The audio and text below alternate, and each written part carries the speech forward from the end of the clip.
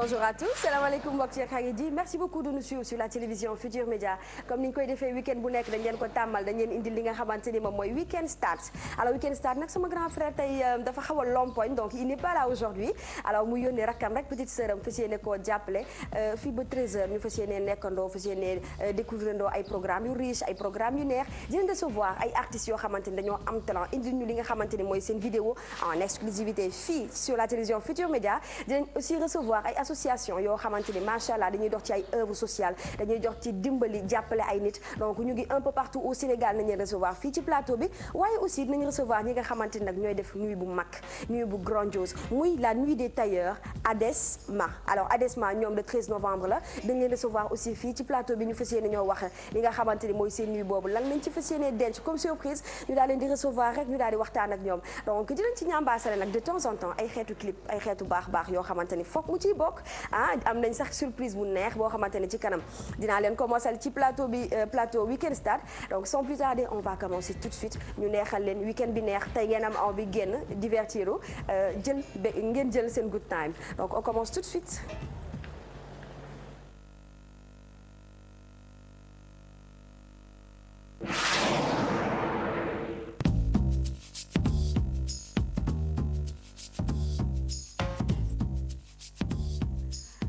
alors comme ni ma leen ko annoncé léegi dañuy fas yéene béggante ak yéen fi ba 13h incha allah tegal leen lu leen di neex waaye aussi recevoir ci plateau bi ñoo xamante ne ñu organiser seen i événement ñoo xamante ni dañu am en exclusivité ay vidéo yoo xamante ni fii lañ ko bëgg a njëkk a découvrir alors ñooñu ñëpp dinañ leen recevoir léegi nag léegi nii dañ koy daal di commencer bala ma leen a mosal benn clip comme ni ngeen ko tàmbalee damay daal di recevoir ñi nga xamante ni ñoom ñooy festival Penkum Ñaani nag ñu ngi dëkk ba Koumpentoum alors dañuy fas yéene daal di ñëw léegi sur le plateau ñu daal leen di waxtaan ak ñoom ñu wax seen festival boobu ci loolu lay wax waaye xam naa ne li leen di gën a neex mooy ma tegal leen benn way bu leen di daaneel benn way boo xamante ni daf leen di neex ngeen koy déglu comme que tey nag dama xaw a amoureuse dama leen bëgg yéen mbokk téléspectateur dama leen di tegal Carlou D mbëggeel ñu déglu ko enjoyandoo ko jël si waat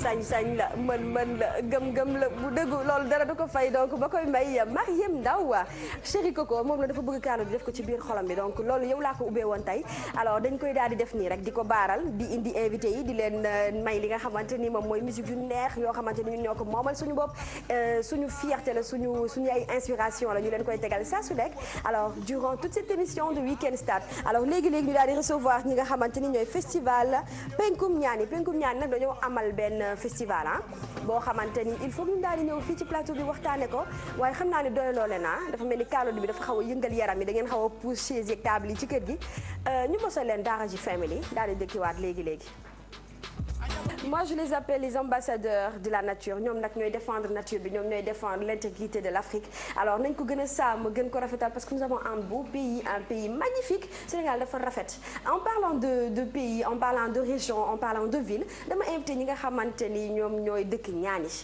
Koumpentoum alors tey nag dañu ñëw waxtaan si li nga xamante ni mooy l'histoire de Ñaani histoire bu rëy histoire bu neex histoire bu riche boo xamante ne ngeen ko fas yéene développé salaamaaleykum maa ngi leen di nuyu bienvenue dal leen ak jàmm merci ma bàyyi leen ngeen présenté wu wax ci festival bi kan mooy njëkk a wax monsieur ça va très bien naka mu alhamdulilah naka waa Koumpentoum mbaa ñu ngi ci jàmm ñu ngi ci jàmm bu baax alhamdulilah voilà léegi festival bi moom présenté wul nga wax ma ci festival bi tuuti voilà ñu ngi leen di nuyu madame nuyu techniciens yi bu baax nuyu population Ñaani nuyu aussi le président du conseil départemental di honorable député Oumar Sy nuyu conseillers yi donc du conseil départemental ak nuyu bépp kilifa bu nekk Koumpentoum donc Koumpentoum wala Ñaani donc ñoo ngi leen di nuyu bu baax te rafetlu bu baax plateau bi parce que lii day tax ñu xam Ñaani effectivement donc man maa ngi tudd Tidiane Tine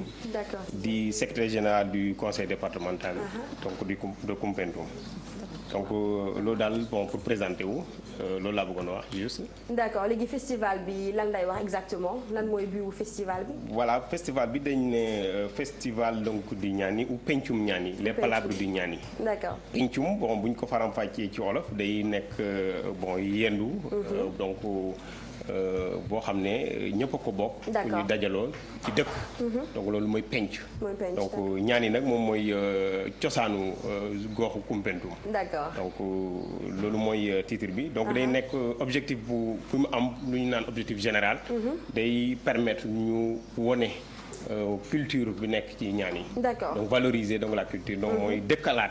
sinon gën a jox gëdd. culture bu nekk ñaan yi.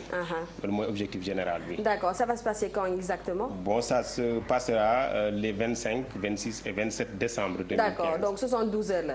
72 heures la ngeen nar a feetu yéen waa ñaani. waaw fête wala liggéey parce que bon au-delà donc fête bi parce que boo nee fête sax dañu foog ne ay foie gras la mais liggéey la. ci la bokk nag waaw ci la. nit dafa soxla loolu. effectivement dana ci bokk waaye ñun vision bu gën a yaatu lañ ci am mooy. d'accord conseil départemental lañu nekk. ñu sas ñu liggéey. donc te loolu dafa bokk ci compétence yu ñu transféré collectivité locale mooy la valorisation de la culture. léegi bi yàlla defee conseil bi taxaw c'était un nouveau conseil. donc le rappeler département bu bees la yàlla def conseil bu ñëwee ci compétence culture ci 9 compétences yi ñu ko transféré culture ñu ànd ak vraiment équipe bu dynamique. donc président bii nii dina ci wax ñu jiite ko ñu naan li ñu njëkk a def mooy valoriser culture département bi. d'accord donc festival bi but bi mooy ngeen valoriser li nga xamante ni moom mooy culture bi ngeen am foofu. mais donc valorisation bi dañ koy axer maintenant sur le développement socio-économique. d'accord pour que culture nekk un levier. donc du développement économique pour l'émergence du département. d'accord léegi nag dama bëggoon laaj sama madame bii nekk à côté lan moo ci rôle jigéen ñi ci biir ci festival bi lan ngeen ci fas yéene def. bon maa ngi présenté wu madame Adama Traoré président commission finance ba pare nekk membre ci commission culture. maa ngi lay nuyu. maa ngi lay fay maman. maa ngi nuyu des directeur PDG kii bi groupe Futur Média. maa ngi nuyu directeur bi. maa ngi nuyu ñi nekk ci Futur Média ñi fi liggéey yëpp maa ngi leen nuyu di leen sant. merci beaucoup. di kontaan ci li ngeen ñu recevoir tey ci plateau bi. kontaan naa ci trop. maa ngi nuyu sunu président monsieur Omar Sy honorable député Omar Sy. di nuyu waa Koumpentoum ñëpp. ñi nga xamante ne dinañu reconnaître ci télé bi. maa ngi leen di nuyu yéen ñëpp di leen sant di leen gërëm. bon festival bi. nekk na loo xamante ne lu ñu doon xaar la. d'accord ndax Koumpentoum nekk na département boo xamante département bu bees la. yàgg ngeen ko préparé kon. waaw dañ ko yàgg nañ ko xaar Koumpentoum nekk na département bu bees département boo xamante ne bëgg na suqaliku. te nekk na département boo xamante aussi tamit culture bi. dafa nekk loo xamante ne dafa yaatu ci département bi. ñun jigéen ñi aussi tamit suñu côté festival bi bëgg nañ ci festival bi. ñu génnee li nga xamante ne moom la ñuy liggéey ci biir Koumpentoum jigéen diñ fay liggéey. ñi nga xamante ne nekk nañ ci culture bi ñi nga xamante ne groupement féminin ñi nga xamante ne nekk nañ biir Koumpentoum daal di yëngatu. parce que Koumpentoum nekk na département boo xamante ne ñun amuñu géej amuñu dex mais nag. am nañ ay ressources am nañ ay ressources yi ñuy am nag biir Koumpentoum ci festival bi moom lañ bëgg wone exploité ko yóbbu Koumpentoum foo xamante ne dina romb suñu jot. macha allah waaw loolu daal lañ bëgg daal. macha allah c'est super xanaa ma wax ak sama papa ji nekk ci sama wet na ngeen def nag. merci léegi xanaa nga wax ñu programme mu festival bi incha allah. fàttaliwaat mbokk téléspectateurs yi date yi ndax ñu mën koo teel a préparé dem. merci maa ngi leen di nuyu yéen waa groupe Futur Média. jërëjëf di nuyu. dalee ko ci kilifa gu mag gi ba ci suuf. képp kuy liggéeyee fii ñu ngi lay nuyu di la ñaanal jàmm.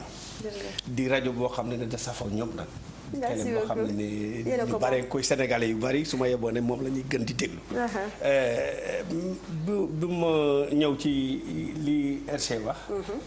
di yëgal leen suñ festival bi ñu war a def le 25 le 26 le 27 muy 72 heures di ñaan. pencum ñaane na penc moom yaakaar naa bu ñu ko waxee olof da koy dégg dama bëggoon nag ma xam ban làkk nga ma mën la nuyu nga xam ne ñun multifol. alors man toro de la tukulóor la mais mu gàlle.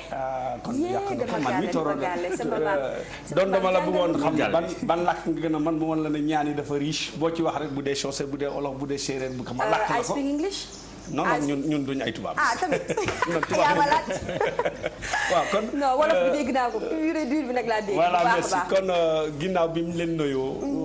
di leen sant aussi di nuyu waa ñaani yëpp di nuyu di ciital aussi suñu président conseil départemental di nuyu kilifa yi nekk ci département bi yëpp di la xamal ne département bi sax constitue 10 communes. Macha Allah moom la boole.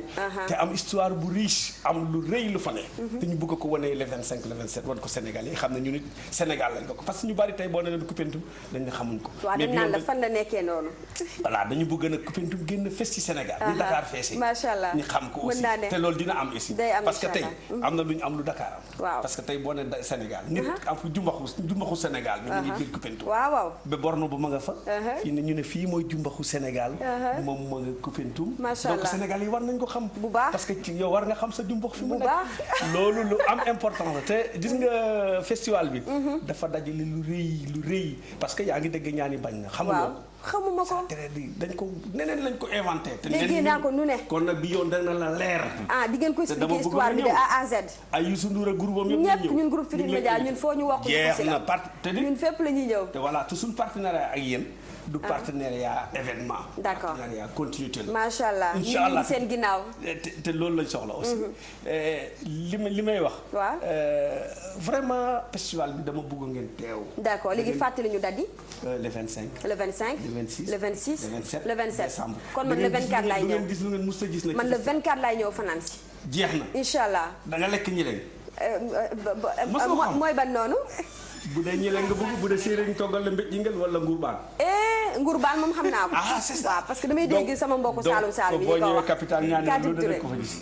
macha li allah ma ciy teg nag ñu ngi nuyu sunu parrain. waaw du ministre de la culture. dina ñëw jël na ay engagement. ñu ngi ko ci remercier bu baax. jërëjëf di nuyu aussi madame Mimi Touré.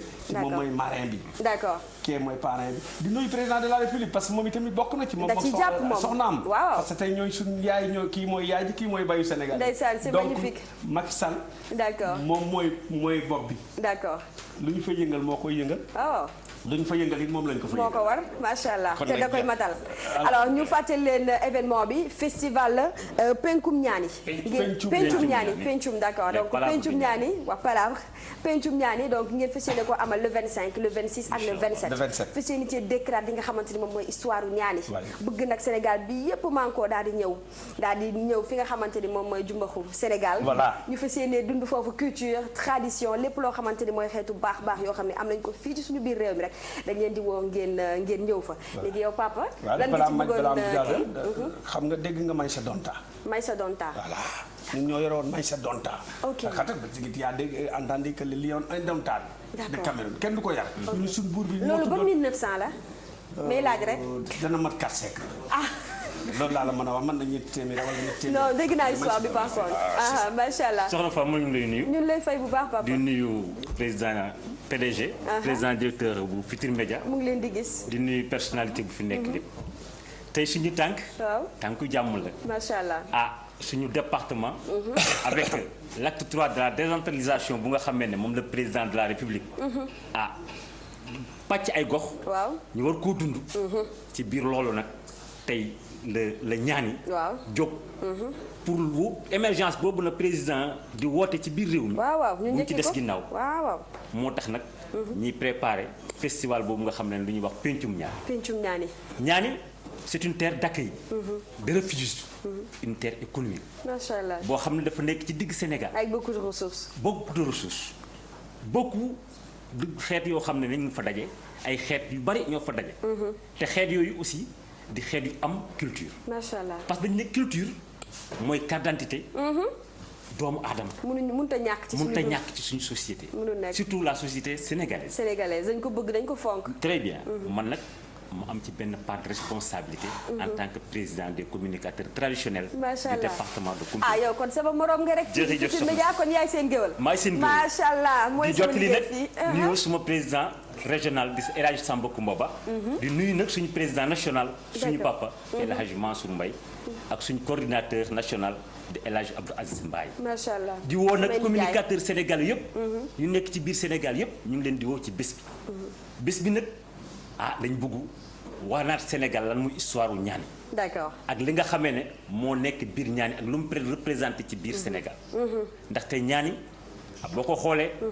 dafa nekk loo xam ne mooy soo ko déggee c'est la capitale du Mandé. d'accord kon nag dañu bëgg bés ba. waaw mu rëy ñëpp. jóg ñëw seetaan suñu ñëw jàppale suñu. xam ne ñun luñ bokk la Sénégal yëpp ci am wàll. waaw waaw ñëpp ci am wàll. lu lenn kenn. lépp ñëpp la lu ne ku nekk ci biir. macha allah. te nag dañ ci waxtaan ak tout le département de Koumpentoum. d'accord 10 communes yi fa nekk yëpp. def nañ ñëpp manko fa séenee le festival manko nañ ci. waxtaan nañ ci. waxtaan ci kilifa aada yi. waxtaan ci kilifa diine yi. ba tax ne loolu mooy suñu tànk tey pour ñëpp jàpp ci.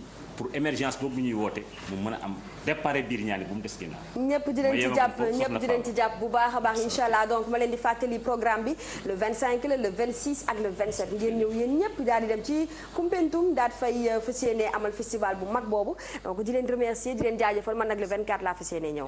ngeen préparé ba rek xaar ba.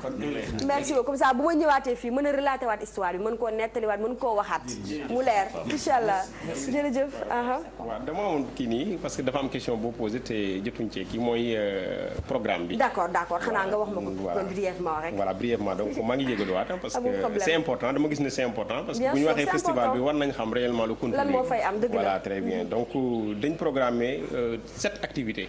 juróom-ñaari activités yoo xam ne activité phare la. waaw mooy bi ci njëkk mooy dañu déjà activité bu commencé na mooy dañ bëgg a recenser. d'accord maanaam recenser répertoire def répertoire site historique yi. ak donc touristique yi fa nekk yëpp. d'ailleurs am na commission bu ñu taxawal déjà commencé na dans le département mu def le tour pour tout ce qui est patrimoine historique tout ce qui est patrimoine donc culturel. recenser ko donc loolu commission boobu loolu. première activité d'accord tey nga cité kon grande ligne yi nga xamante voilà moom laa nekk di def nii beneen bi mooy une exposition danañ ko def. exposition pour wane culture bi fa nekk. bien sûr dina am benn genre kii nii benn village. d'accord donc boo xam ne dañuy exposer. troisième bi beneen bi mooy benn carnaval. d'accord danañ ko def aussi. donc danañ def aussi une formation donc des jeunes. d'accord ak organiser benn gala de lutte. pour donc wane aussi la tradition. ak beneen bi benn plateau artistique. d'accord tradi moderne donc moderne tradi moderne. pour vraiment promouvoir les talents donc loolu daal bëggoon naa ko ci yow ngeen baal ma. d'accord ñoo ko bokk fii seen kër ak seen télé. jërëjëf kon ba le 25 incha allah. merci beaucoup jërëjëf papa. merci beaucoup ok merci beaucoup. Fama Thioune waaw merci beaucoup.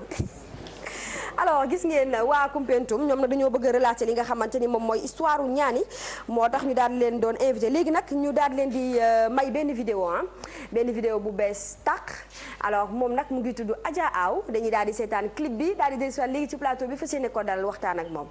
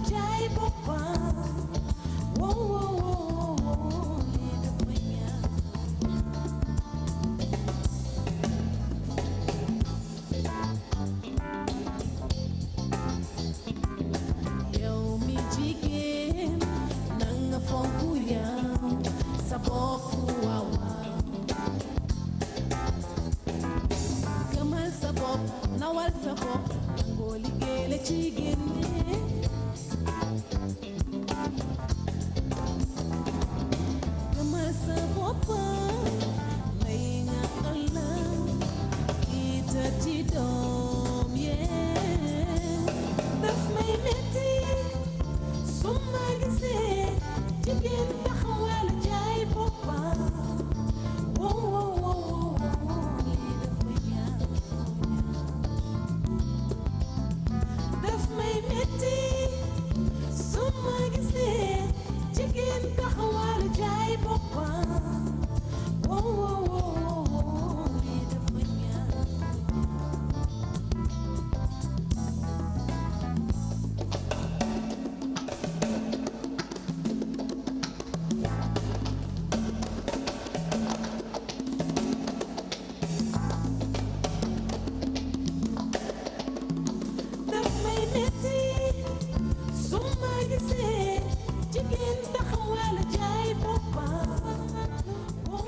man daf may metti bépp bokk téléspectateur bu ñuy seetaan di am lu ko metti donc Adja yow damaa bëgg macha allah tey. bala ngaa présenté wu nga njëkk maa wax lan moo la metti yow waroo am lu la metti. li ma gis nga sa bopp rek ci xale. déggal li loo namm ba war a am lu la metti. bonjour à toi. Bonjour à toi. dalal ak jàmm. merci. alors présenté wul nga wax ñu si clip bi. ok maa ngi tudd Adja. Adja sama nom d'artiste Adja la. ñu Adja Aw laa tudd. d'accord donc waaw. mu ngi nii maa ngi soog a commencé mooy sama premier single waaw bu ma lancé. d'accord nga def ko en exclusivité indil ko TFM ñu tegal la ko. d'accord ngay wax lan ci clip bi exactement. maa ngi wax ci yenn xale yu jigéen yi ni ñuy doxalee xam nga. taxawaalu gi ñuy def ñàkk xam seen valeur. xam nga ñàkk xam seen valeur. xam nga jël seen tànk tayale ko ci mbedd mi. et tout xam nga jigéen nu mu war a mel. te jigéen da nga war a joxe le bon exemple. xam nga joxe le bon exemple téye sa tànk liggéey sa liggéey. xam nga am sa fulla waa am sa personnalité am sa personnalité effectivement. d'accord xam nga waa jigéen daal noonu la war a mel mais. wax dëgg fa yàlla taxawaalu gi jigéen ñi di def moom. rafetlu ma ko benn yoon. kontaan metti na ma torop. ba nga way ko yow koy metti na la ba ma metti na ba nga dëkk ko def sa premier single daal koy génne. indi ko fii télévision Futur Média. donc lan mooy programme bi yow lan ngay préparer le Sénégalais yi lan ngay préparer sa fans yi nga xamante ni ñoom ñun lay xaar. maa ngi préparer sama album. mu ngi studio et tout. d'accord donc yaa ngi nekk ci liggéey. waaw maa ngi ci liggéey bi. en attendant album bi di génn. donc ma proposé gars yi sama premier single mu nekk li ma metti xam nga xool nag gars yi duñ ciy wax daal. d'accord waaw. alors am nga ñu la jàppale wala amoo ñu la jàppale metti na wala mettiwul musique metti na moom pour un début xam nga metti na. mais xam nga rek bu fekkee ne dañ ciy dem ak passion aussi. donc dina metti du metti. parce que lépp looy def rek ak amour musical bi moo tax. d'accord passion la quoi passion. yow yàgg nga ci wala. yàgg naa si musique bi presque def naa ci ay 7 ans 8 ans. mais xam nga boobu ba tey maa ngi tëju di liggéey et tout. ok donc war ngaa bind way yu bëri. waaw bind naa way yu bëri. maa ngi préparé album bi. mais soo ko génnee fii toj de. comme que lii rek nga ñu mayagul mu neex nii. loolu nga gis nga def ci xeetu tenue yu baax. waaw gis nga kan moo def clip bi ku ko réalisé. Papis Niang art bi management moo ko réalisé. dem nga ci ku aay dem nga ci koo xamante ni sama xuloo wàll sekku ba ko moom ngeen baal ma. waaw sekku ba ko di nuyu Tracy Edwige de passage. Edwige d'accord kon ñu ngi lay encouragé. merci di la féliciter bu baax a baax. di la wax nag kër gi sa kër la yéen a ko moom. ñun yéen dañ fi nekkal. surtout Weekend Start donc vous pouvez passer quand vous voulez. ñu daal di génne en exclusivité li nga xamante ni moom ngeen di liggéey ci studio yi. lan mooy sa dernier mot lan nga bëgg a lancer. donc maa ngi lancer que xale yu jigéen ñi xam nga. ñu gëm seen bopp nangoo liggéey xam nga. man daal loolu laa leen di wax xam nga parce que jigéen amul lu dul ay valeur am. waaw jigéen amul lu dul ay valeur am amul lu dul boppam. donc bu ko ñàkkee moom. ñàkk na lépp.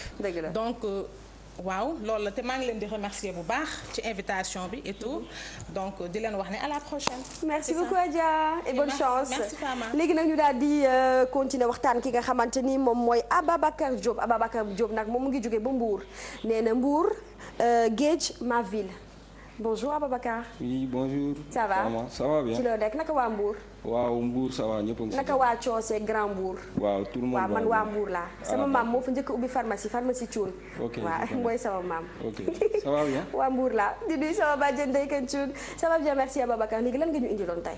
voilà bon avant tout je voudrais passer le salut au groupe Futur Média en premier le PDG du groupe. C'était juste pour parler de la 4e édition.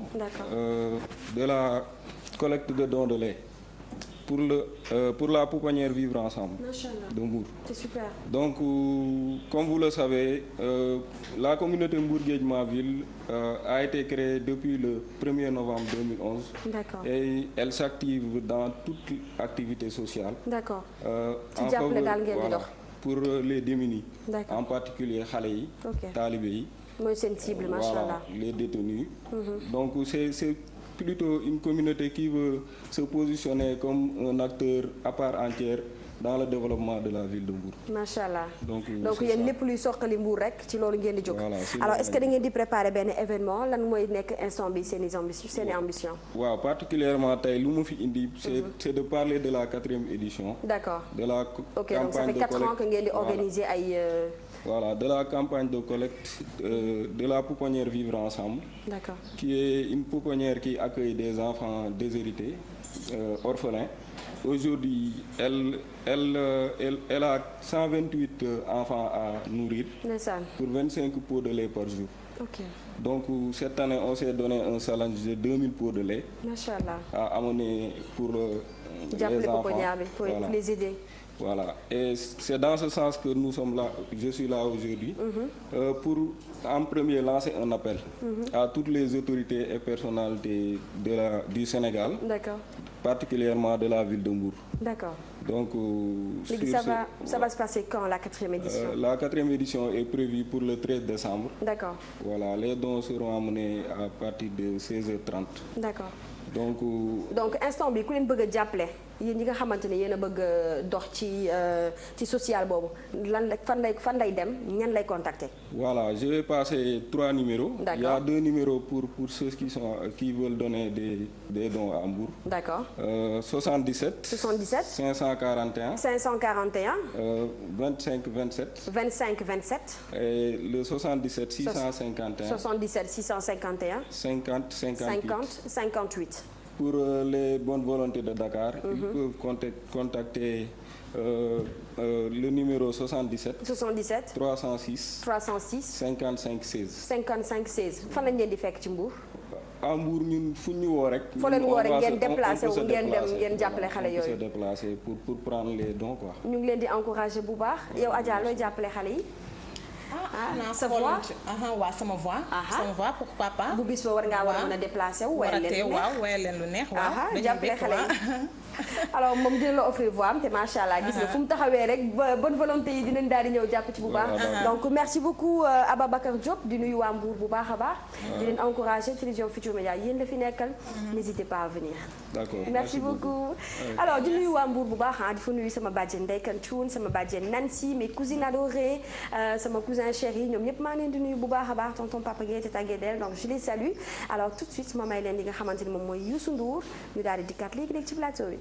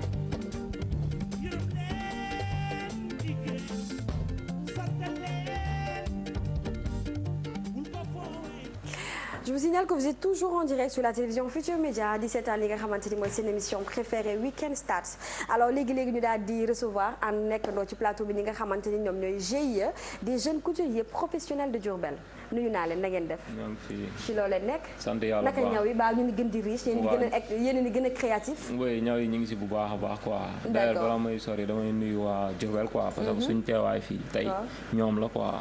d'accord ok merci. ok moom nuyool ma bàyyi la nga nuyoo. waaw asalaamaaleykum. maaleykum salaam. si ma la nuyu di nuyu képp kuy seetaan TFM nuyu waa Bawol yëpp. d'accord waaw nuyu suñu client yëpp daal. d'accord alors léegi lan moo leen indi woon yéen jeune couturier professionnel de Diourbel. waaw li ñu indi woon bon dinañ ci sawar pour tontu si quoi. waaw parce que dañu nekk ay ndaw yu nga xamante ne bii. yàlla daf ñu boole. ñu bokk objectif bokk lu ñu bëgg. bien sûr li ñu bëgg mooy Diourbel instant bii nii dafa soxla ay wàllu quoi. d'accord te loolu noonu jeunes yi ñoo mën a jóg booloo pour loolu mën a nekk. bien sûr. parce que dañoo am problème mu autorité. te loolu fu mu am pour mu dëkk bu mu am pour mu avancer day xaw a jafe de trop quoi. d'accord donc autorités yi jàppale wuñ leen. non autorité yi jàpp am na ñuy jàpp mais am na ñu dul jàpp te olof Ndiaye def na wat gaal ak yëgoo quoi. d'accord ok léegi da ngeen bëggoon ñu jàppale leen. waaw autorités yi waaw en tout cas comme ni ñu koy waxee rek. yàlla moom ñàkkul fu la ñàkk fa la gu toll ni boo commencé wul dara du la àggaleel dara. ñun dañuy ñëw commencé suñu bopp. kuñ ciy fekk ñu si quoi. waaw mais nag ay nit la ñoo xam dañoo am ambition am ngëm-ngëm. d'accord voilà. kon ku leen pousse ngeen tàkk. waaw ku ñu pousse dinañ tàkk ku ñu puusul ñu tàkk. d'accord waaw mais nag ñeen soxla woo leen autorité. non mais xam nga rek mbooloo boo gis doole dafa baax doole du doy quoi lu baax moom du doy. d'accord waaw lu baax du doy quoi. d'accord ma bàyyi nga bàyyi sa nataal bi mu wax. waaw bon ñu ngi leen sant di leen gërëm bu baax di rafetlu dalal bi ngeen ñu dalal. jërëjëf. bon parce que télé bi télé askan la. dëgg la waaw dafa am lu ñu yëkkati woon ñun GIE des jeunes couturiers professionnels de Diourbel. waaw bon ñu am manifestation yu mag yu ñu préparé. d'accord d'ailleurs sax actuellement fii ñu toll nii ñu ngi ci. ok ñu ngi ci commencé ngeen manifestation. waaw commencé nañ ko depuis démb. d'accord démb am na caravane bu mag bu ñu fa def. ok fa ay Diourbel tey ñu ngi am benn soirée défilé de mode. ok bu mag boo xamante ni. ngeen nar a exposé seen création yi. waaw am na exposition vente. d'accord aux enchères ak sargal. d'accord doomi Diourbel yi nga xamante ni ràññee na leen foofu ñi nga xamante ni ñu ngi contribuer ci développement Diourbel. macha ñu ngi leen ñu ngi kii foofu noonu. comme li maam Cheikh wax léegi nii. mooy suñu trésorier. d'accord président mi ngi ne man maay secrétaire général bi. bon bi ñu kii ci loolu noonu comme ni mu la ko expliqué léegi wax la ne dafa am autorité Diourbel. ni ñu war a jàpp ci développement Diourbel des na jàppewuñ ci noonu. mais nag am nañ ñenn ñoo xamante ni dugal nañ seen loxo muy ku mel ni Dame Diop. ak ku mel ne le maire Malick Fall. moom mu ngi ciy jàpp nañ ci bu baax. su manifestation bi ñu leen di sant de passage pour wax leen ne leen fi ngeen teg seen tànk foofu la. buñ ko teg voilà mais ñeneen ñi des tamit bon ñu ngi leen di yaakaar. pour ñu ñëw voilà ñun nag ku ñëw ñu dem ku ñëw tit ñu dem. d'accord waaw. ay jeunes la ñu bëgg contribuer ci développement Diourbel. d'accord waaw. léegi ma laaj yow président lan moo nekkoon seen objectif yéen association bi yéen GIE bi. waaw suñu objectif mooy. li ci njëkk mooy jëmale région Bawol kanam. waaw ñu commencé ko ci bëgg nañu lu mel ni école de formation en couture. d'accord amoo leen ko fa. waaw amuñu ko fa bëgg nañu ko fa créer d'ailleurs soirée bi sax dañ koy def pour lancer pour nit ñi xam ni. mais li ñu gën a soxal procès yi suñu kanam mooy école de couture. d'accord ak boutique boo xam ne lépp loo xam ne dañu ko doon soxla di ko jëndi Dakar wala Touba ñu mën ko am Diourbel. waa Dakar sax di jóge ba fii di ñëw ba foofu di jël seen création. voilà di ko fa jëlee si bopp. bien sûr waaw prêt à porter. ay basin daal lépp loo xam ne rek. fépp ngeen mëne. waaw fépp daal. lu ñu leen jox rek ngay ñaw ko. macha allah léegi bi mooy première édition bi wala yàgg ngeen di def ay festivités foofu. waaw bi mooy première édition bi. bi mooy première édition bi. waaw d'accord donc commencé na depuis démb. dafay continuer ba kañ. waaw bon. programme bi moo ñu ko mënee si tel programme bi. commencé na depuis démb quoi. waaw. parce que boo dee xool lu ëpp ay 4 mois 5 mois ñu ngi koy waajal di ko pareel quoi. parce que bëgguñu indi lu nga xam produit bu nga xam ne dañ koy indi ba pare. d'accord muy am ay critique quoi. ok parce que foo dem da ngay gis lu mel noonu quoi. d'accord bëgg na ñu ñuy relancer wu nekk produit boo xam ne ñëpp dañ koy soxla. lu rare loo xamante ne nit ñi ñëpp dañ koy soxla quoi. bëgg ko en tout cas Diourbel gépp ñu ngi koy waajal quoi ak feneen fu dul Diourbel quoi. parce que déplacé ñëw nañ ba Dakar gi. jël fi ay terres yu nga xamante ni ñoom tamit ñu am pas-pas lañ quoi ñu am ngëm-ngëm lañ invité leen suñ journée quoi. d'accord suñu journée quoi. kon ma bàyyi la nga lancer mot de la fin. waaw événement bi dañ ko bëgg def événementiel boo xamante ni c'est une première à Diourbel. d'accord te mu bokk ci agenda Diourbel encore. macha allah chaque année rek ngeen ñëwaat def leneen édition. voilà ba nga xamante ni tey bu mel ni am na tey yu mag yu nekk ici à Dakar. d'accord ñëw pour jaar ci suñu soirée boobu noonu. d'accord ñu sant tamit doomi Njaareem yi nga xamante ni te ñi bëgg nañ Njaareem dem.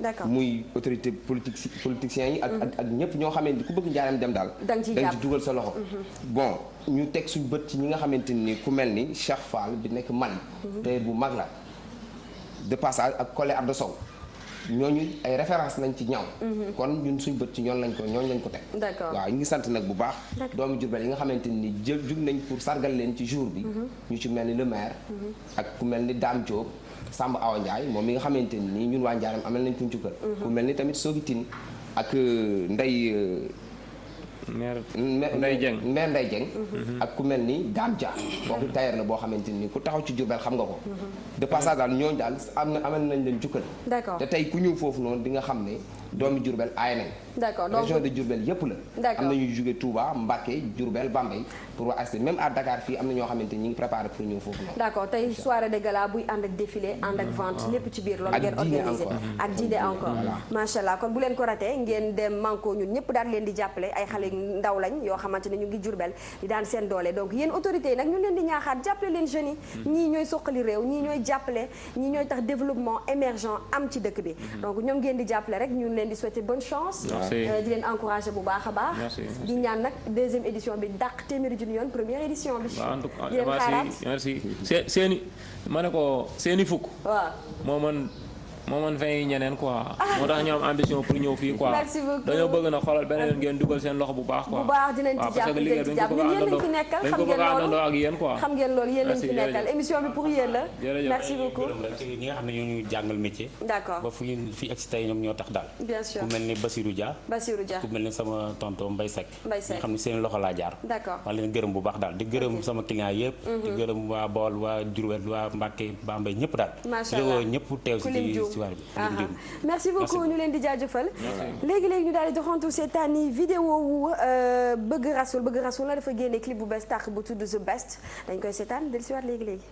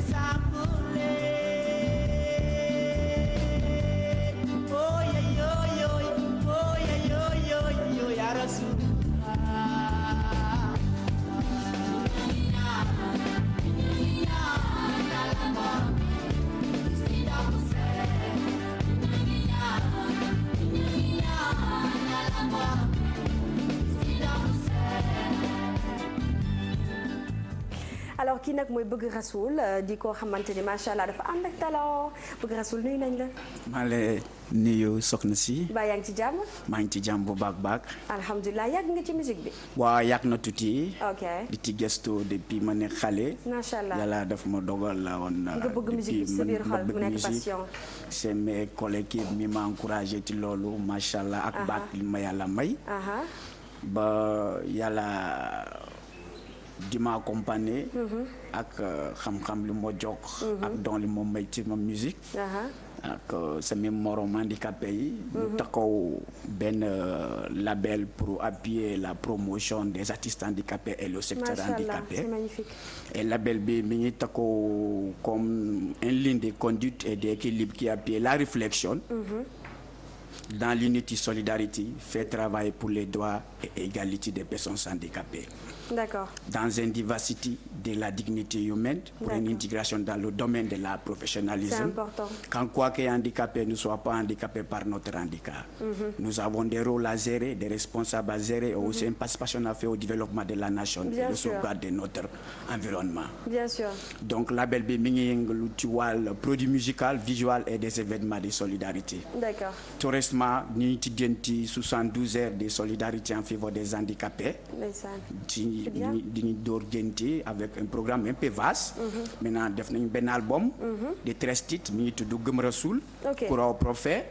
Bientôt dafa war a génn ci biir marché bi en clé USB, en carte mémoire, SMS, website et CD. D'accord. À vendre en soutien en faveur des handicapés. D'accord. De accompagner aussi benn concours. D'accord. Mais versement bi day jaar par Johnny pour pouvoir nu mun am repère et concurrencer des pirates quoi. Bien sûr. waaw loolu moo tax ñu takkoo projet bi. bientôt album bi bu yàlla jàpp ci mois de décembre. mu daal di génn. waaw même Soxna Ngune jàpp na ci. D'accord. bon maa ngi ko ñaanal de passage.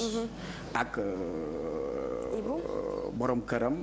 ci yërmande yàlla ak dimbaliyam. yàlla ak suuf si seet yi. amiin. encore moom aussi. yàlla yokkal ko courage volontaire ak moyen bi moom mu yeggali liggéeyam parce que elle a de bons objectifs. elle est très sociale. maa ngi ko gërëm di ko sant. D'accord. moo sumiku ci jàmm ak salaam. nu mun continuer projet bi comme il faut quoi parce que bientôt album bi takkoo na. def nañ des vidéoclips. D'accord. bii mooy benn bi la paix en Afrique. donc jot nga génne waaw beneen bi yaa Rasululaay. D'accord. yëpp mi ngi ci TFM bi. macha allah bii mooy la paix en Afrique. on a jël nañu image ci mouvement M23 ak yeneen problème ci Afrique yi dañ booleendoo. def mixage. pourquoi la paix en Afrique pourquoi ce thème. parce que Afrique actuellement fu mu tollu dañ soxla jàmm. bu am nga pays bu ne am nay colof. bien sûr. voilà et colof boobu il faut ñu déggoo waxtaan ñu disoo.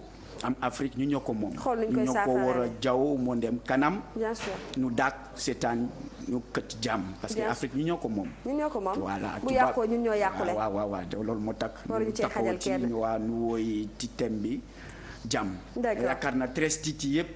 thème bu ne am na lu mu jàngal nit doomu aadama incha allah rabbi 13 yëpp am na lu mu jàngal c'est comme une école. bu soobee bu mu génn. gaa yi jëndal ko rek. donc incha allah fas yéene naa génn en décembre. waaw incha allah dina génn album bi incha allah ñu ngi lay encouragé. di la félicité bu baax a baax. yàlla génne ko mu jar ak jàmm. merci beaucoup bëgg Rasoul. maa ngi profité encore di nuyu sama gars yi tous les associations handicapées. sama collègue yi waa Grand Place en face Roi Bourdin Grand Place Aliou Adja Fall des voix yi famille Dieng famille Kassé Amo 6 456 Gadaay ak sama collègue handicapés yi ak sama partenaires yi ak ñi ñu jàppali yëpp ñu accompagné ci projet maa leen gërëm di leen sant yëpp quoi. d'accord jërëjëf jarama. merci beaucoup bëgg Rasoul album bi bala moo génn incha allah di nga ñëwaat bu génnee rek nga ñëwaat présenté ñu ko fii ci Week-end Stars. waaw loolu laay bëgg parce que déjà Ngoné Ndour même elle nous a bien promis je vais vous appuyer. même pour la promotion moom borom baax la ci loolu lay dox ci social lay dox. loolu moo tax dama ko ñaanal moo gaaw a soumis ko après nu gën a moo gën a jàppale engagement elle avait sollicité elle avait accordé pour nous quoi. bien sûr ok merci beaucoup bëgg Rasoul léegi nag ñu daal di may vidéo clip koo xamante ni elle s'appelle Jessie Lor une jeune chanteuse très talentueuse et très jolie alors moom Sama Love la way donc dañ koy seetaan del soit léegi. Vous avez dit qu'elle avait une voix sensuelle, je vous avais dit qu'elle était jolie. Bonjour Jessie. Bonjour. Comment allez-vous? C'est un plaisir. Ça va bien. Vous allez bien? Bien, oui. Super. Alors parlez-nous un peu de vous, présentez-vous et parlez-nous de votre nouveau clip. D'accord, donc déjà je m'appelle Jessie Lor. Jessie Lor, vous êtes de quelle nationalité? Bon, mon père est d'origine capverdienne et ma mère est franco-sénégalaise. naka jekk ma xam ne sa rafetaay bi. bu neen daal macha allah merci kon dégg nga wolof. may bër noonu di Penda ne bonjour Jessie. Oui ma bàyyi ma wax ci la ma nàmp Aïcha. Non, je préfère. Il n'y a pas de souci. Je suis très mauvaise là. Nous sommes calés ici, donc on parle français, anglais, tout ce que vous voulez. Alors allons-y. Créole aussi, créole également. Dolce Montreo, ma meilleure amie, a oublié de me l'enseigner celle-là. D'accord, donc je me présente, Jessie Laure, et c'est mon premier vidéoclip. D'accord, c'est super. Summer Love, et c'est vraiment quelque chose qui me tient à cœur, c'est la musique pop, la guitare. Je pense qu'on le sent à travers vos paroles. Voilà, exactement. C'est de la musique pop. J'ai toujours adoré la guitare, le piano, les sonorités, tout ça. C'est vraiment quelque chose que j'aime beaucoup. Donc, c'est le premier clip pour montrer que je viens de sortir un EP, Inch'Allah. Ok, machallah. Oui. Donc, ce sera sur 6 ou 7 chansons. D'accord. Un peu pour montrer aux gens ce qu'on fait avec le label Vasu Musique, où je suis signée. D'accord. Donc, montrer ce qu'on fait, montrer aux gens un peu le style musical qu'on essaie de développer. Parce que vraiment, ça nous tient à cœur. On travaille dessus depuis un moment. On a choisi des chansons. J'espère vraiment que ça plaira aux gens. Parce que c'est quelque chose qui nous tient à cœur et qu'on aime énormément. Et vos thèmes tournent autour de l'amour tout le temps ou bien? En fait, je pourrais dire que les thèmes tournent un peu autour de tout. C'est moi qui compose les chansons, je les écris moi-même. Donc, je peux être inspirée un peu partout. Je peux être inspirée par ce que je vois dans un film, ce que je vois dans la réalité. La vie de tous les jours, ce que je vis, moi. Ce qu'une personne que j'aime beaucoup vit également. D'accord. Il y a souvent ma soeur qui se moque de moi, qui me dit « Toi, tu t'inspires de moi dans mes chansons. » Je dirais pas non, elle m'a inspiré certaines chansons, c'est vrai. D'accord. Et voilà, c'est un peu la vie de tous les jours qui m'inspire dans ce que je fais. D'accord. Et ça fait longtemps que vous chantez? Oui, je pourrais dire que ça fait longtemps quand même. Parce que j'adore chanter depuis que j'ai 5 ans. Je fatiguais déjà tout le monde avec en train de chanter, crier un peu partout dans la maison. Mais c'est peut-être 6 ou 7 ans que j'ai commencé à prendre des cours de musique et tout pour vraiment développer ça plus professionnellement. D'accord. Et vous pensez que dans combien de temps l'album sera sorti? Bon, l'album, je ne sais pas encore. Pour l'instant, ce sera juste le EP. L'album, ce sera peut-être juste après, je l'espère, si le EP marche bien. On croise les doigts. Mais ça marchera, vous avez une belle voix, sensuelle, captivante, donc je pense que ça marchera bien. Merci. Alors on vous encourage, on vous énormément. félicite et n'hésitez pas à repasser quand vous voulez. Voilà, c'était un plaisir. C'était un plaisir. Merci beaucoup Jessie Laure. Alors regardez bien son visage, jàppaleen tur bi bu baax a baax parce que c'est quelqu'un qui cartonnera Inch'Allah forcément parce qu'elle a une voix vraiment sensuelle. Man dama bëgg clip bi parce que damay dund love tout le temps, every time. Donc nañu continuer avec Summer Love. Merci Jessie. Merci à vous. Merci beaucoup Rassoul.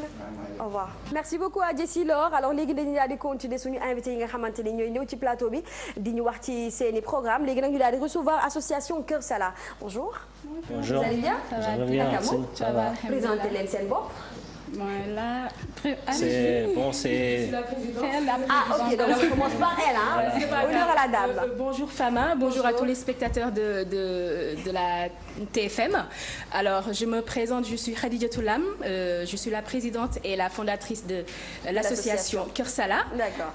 Donc, je présente Maïmouna Lam, qui est la vice-présidente de l'association Kër Sala au Sénégal, Papi Souane, qui est l'un des coordinateurs de l'association Kër Sala au Sénégal. Alors, l'association Kër Sala, je le rappelle, est une association humanitaire à but non lucratif, donc qui est née à Lille le 27 juin 2015. Donc, c'est une association qui a été créée en hommage à notre regrettée jumelle, fille, petite sœur, cousine, amie, Salamata Lam, qui a poursuivi son voyage malheureusement ou heureusement cette année, qui a rejoint les étoiles au mois de février de cette année à la fleur de l'âge. Donc cette association d'ailleurs porte son nom. Kër Sala, c'est une fusion entre le cœur maison et le cœur organe. Donc c'est pour ça qu'il y a le O dans l'écriture de cœur. Et Sala, c'est le surnom de ma petite sœur chérie, Salamata. Voilà, donc cette association, faut savoir que c'est une association qui a été créée à son hommage pour pouvoir perpétuer sa mémoire et aussi continuer à la faire vivre à travers celle-ci. D'accord. C'est une association qui était d'abord sa volonté, hein, c'est elle qui voulait la créer. Qui veut la créer, parce que je ne conjugue pas au passé puisque pour moi elle est toujours parmi nous. Et cette volonté a été accomplie. Donc, comme on dit, un rayon de soleil ne s'éteint jamais. Donc, c'est une association qui a pour but d'améliorer la vie des personnes au Sénégal. Donc, notamment les enfants, les handicapés, les malades. Ce sont des actions humanitaires qui sont faites en France, avec des prolongements solidaires et humanitaires au Sénégal. D'accord. Donc nous tentons, c'est-à-dire Kër-Sala tente de répondre aux besoins élémentaires de ces personnes, voire vitaux, par le biais de ces actions-là. Ce sont des actions qui sont majoritairement orientées vers l'aide médicale, l'aide matérielle, la scolarisation, le parrainage. Aujourd'hui, nous sommes là pour parler de quel événement? Justement, pour parler de notre première action qui a porté sur la scolarisation. Donc, l'action s'appelle Un écolier, un cahier, un stylo. C'est une action que nous aurons le plaisir de mener à terme le 4 novembre. 4 novembre, d'accord. Le 4 novembre à 10h à l'école Cheikh Ahmadou Bamba Diop, Mbahan Diop, qui se trouve à la zone B. Mais il faut savoir que je précise que la situation géographique de l'école n'a rien à voir avec ses élèves. Puisque ces élèves sont, habitent dans le quartier populaire de Fass, les 90% en tout cas. Voilà, donc nous avons choisi cette école par rapport aux élèves qui sont issus de milieux défavorisés. Et ce sont ces élèves qui seront bénéficiaires de ces fournitures scolaires que nous avons pu récolter en France et dont une partie d'ailleurs a été aussi également achetée sur place.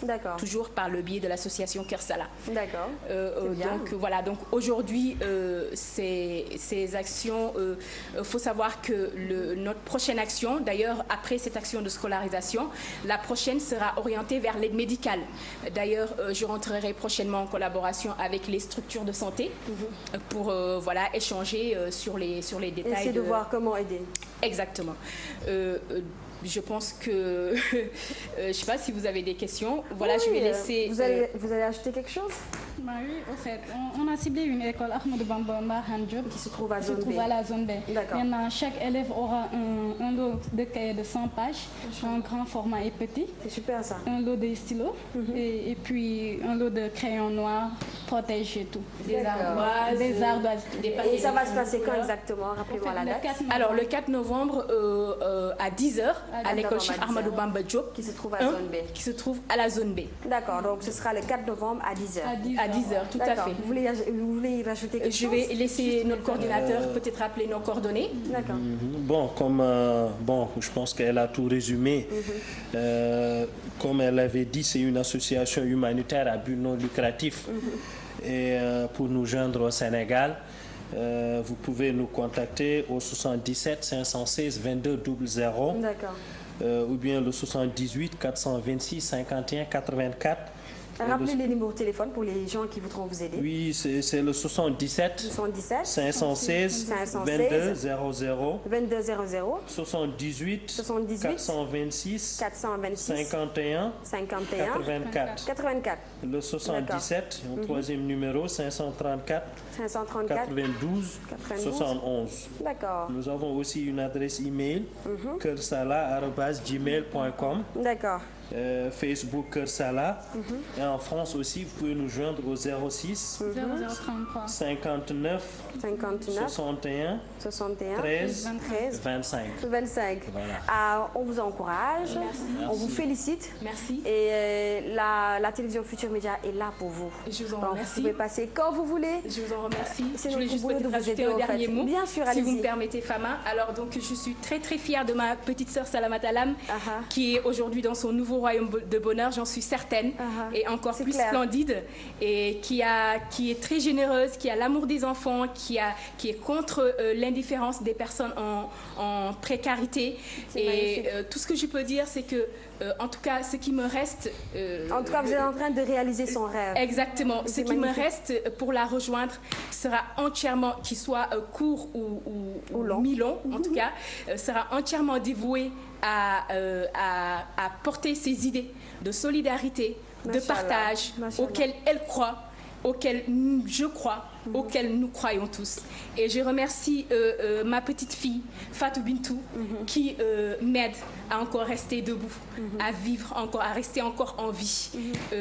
C'est grâce à elle que je suis encore debout et que je continue à me battre pour justement aider toutes ces personnes démunies.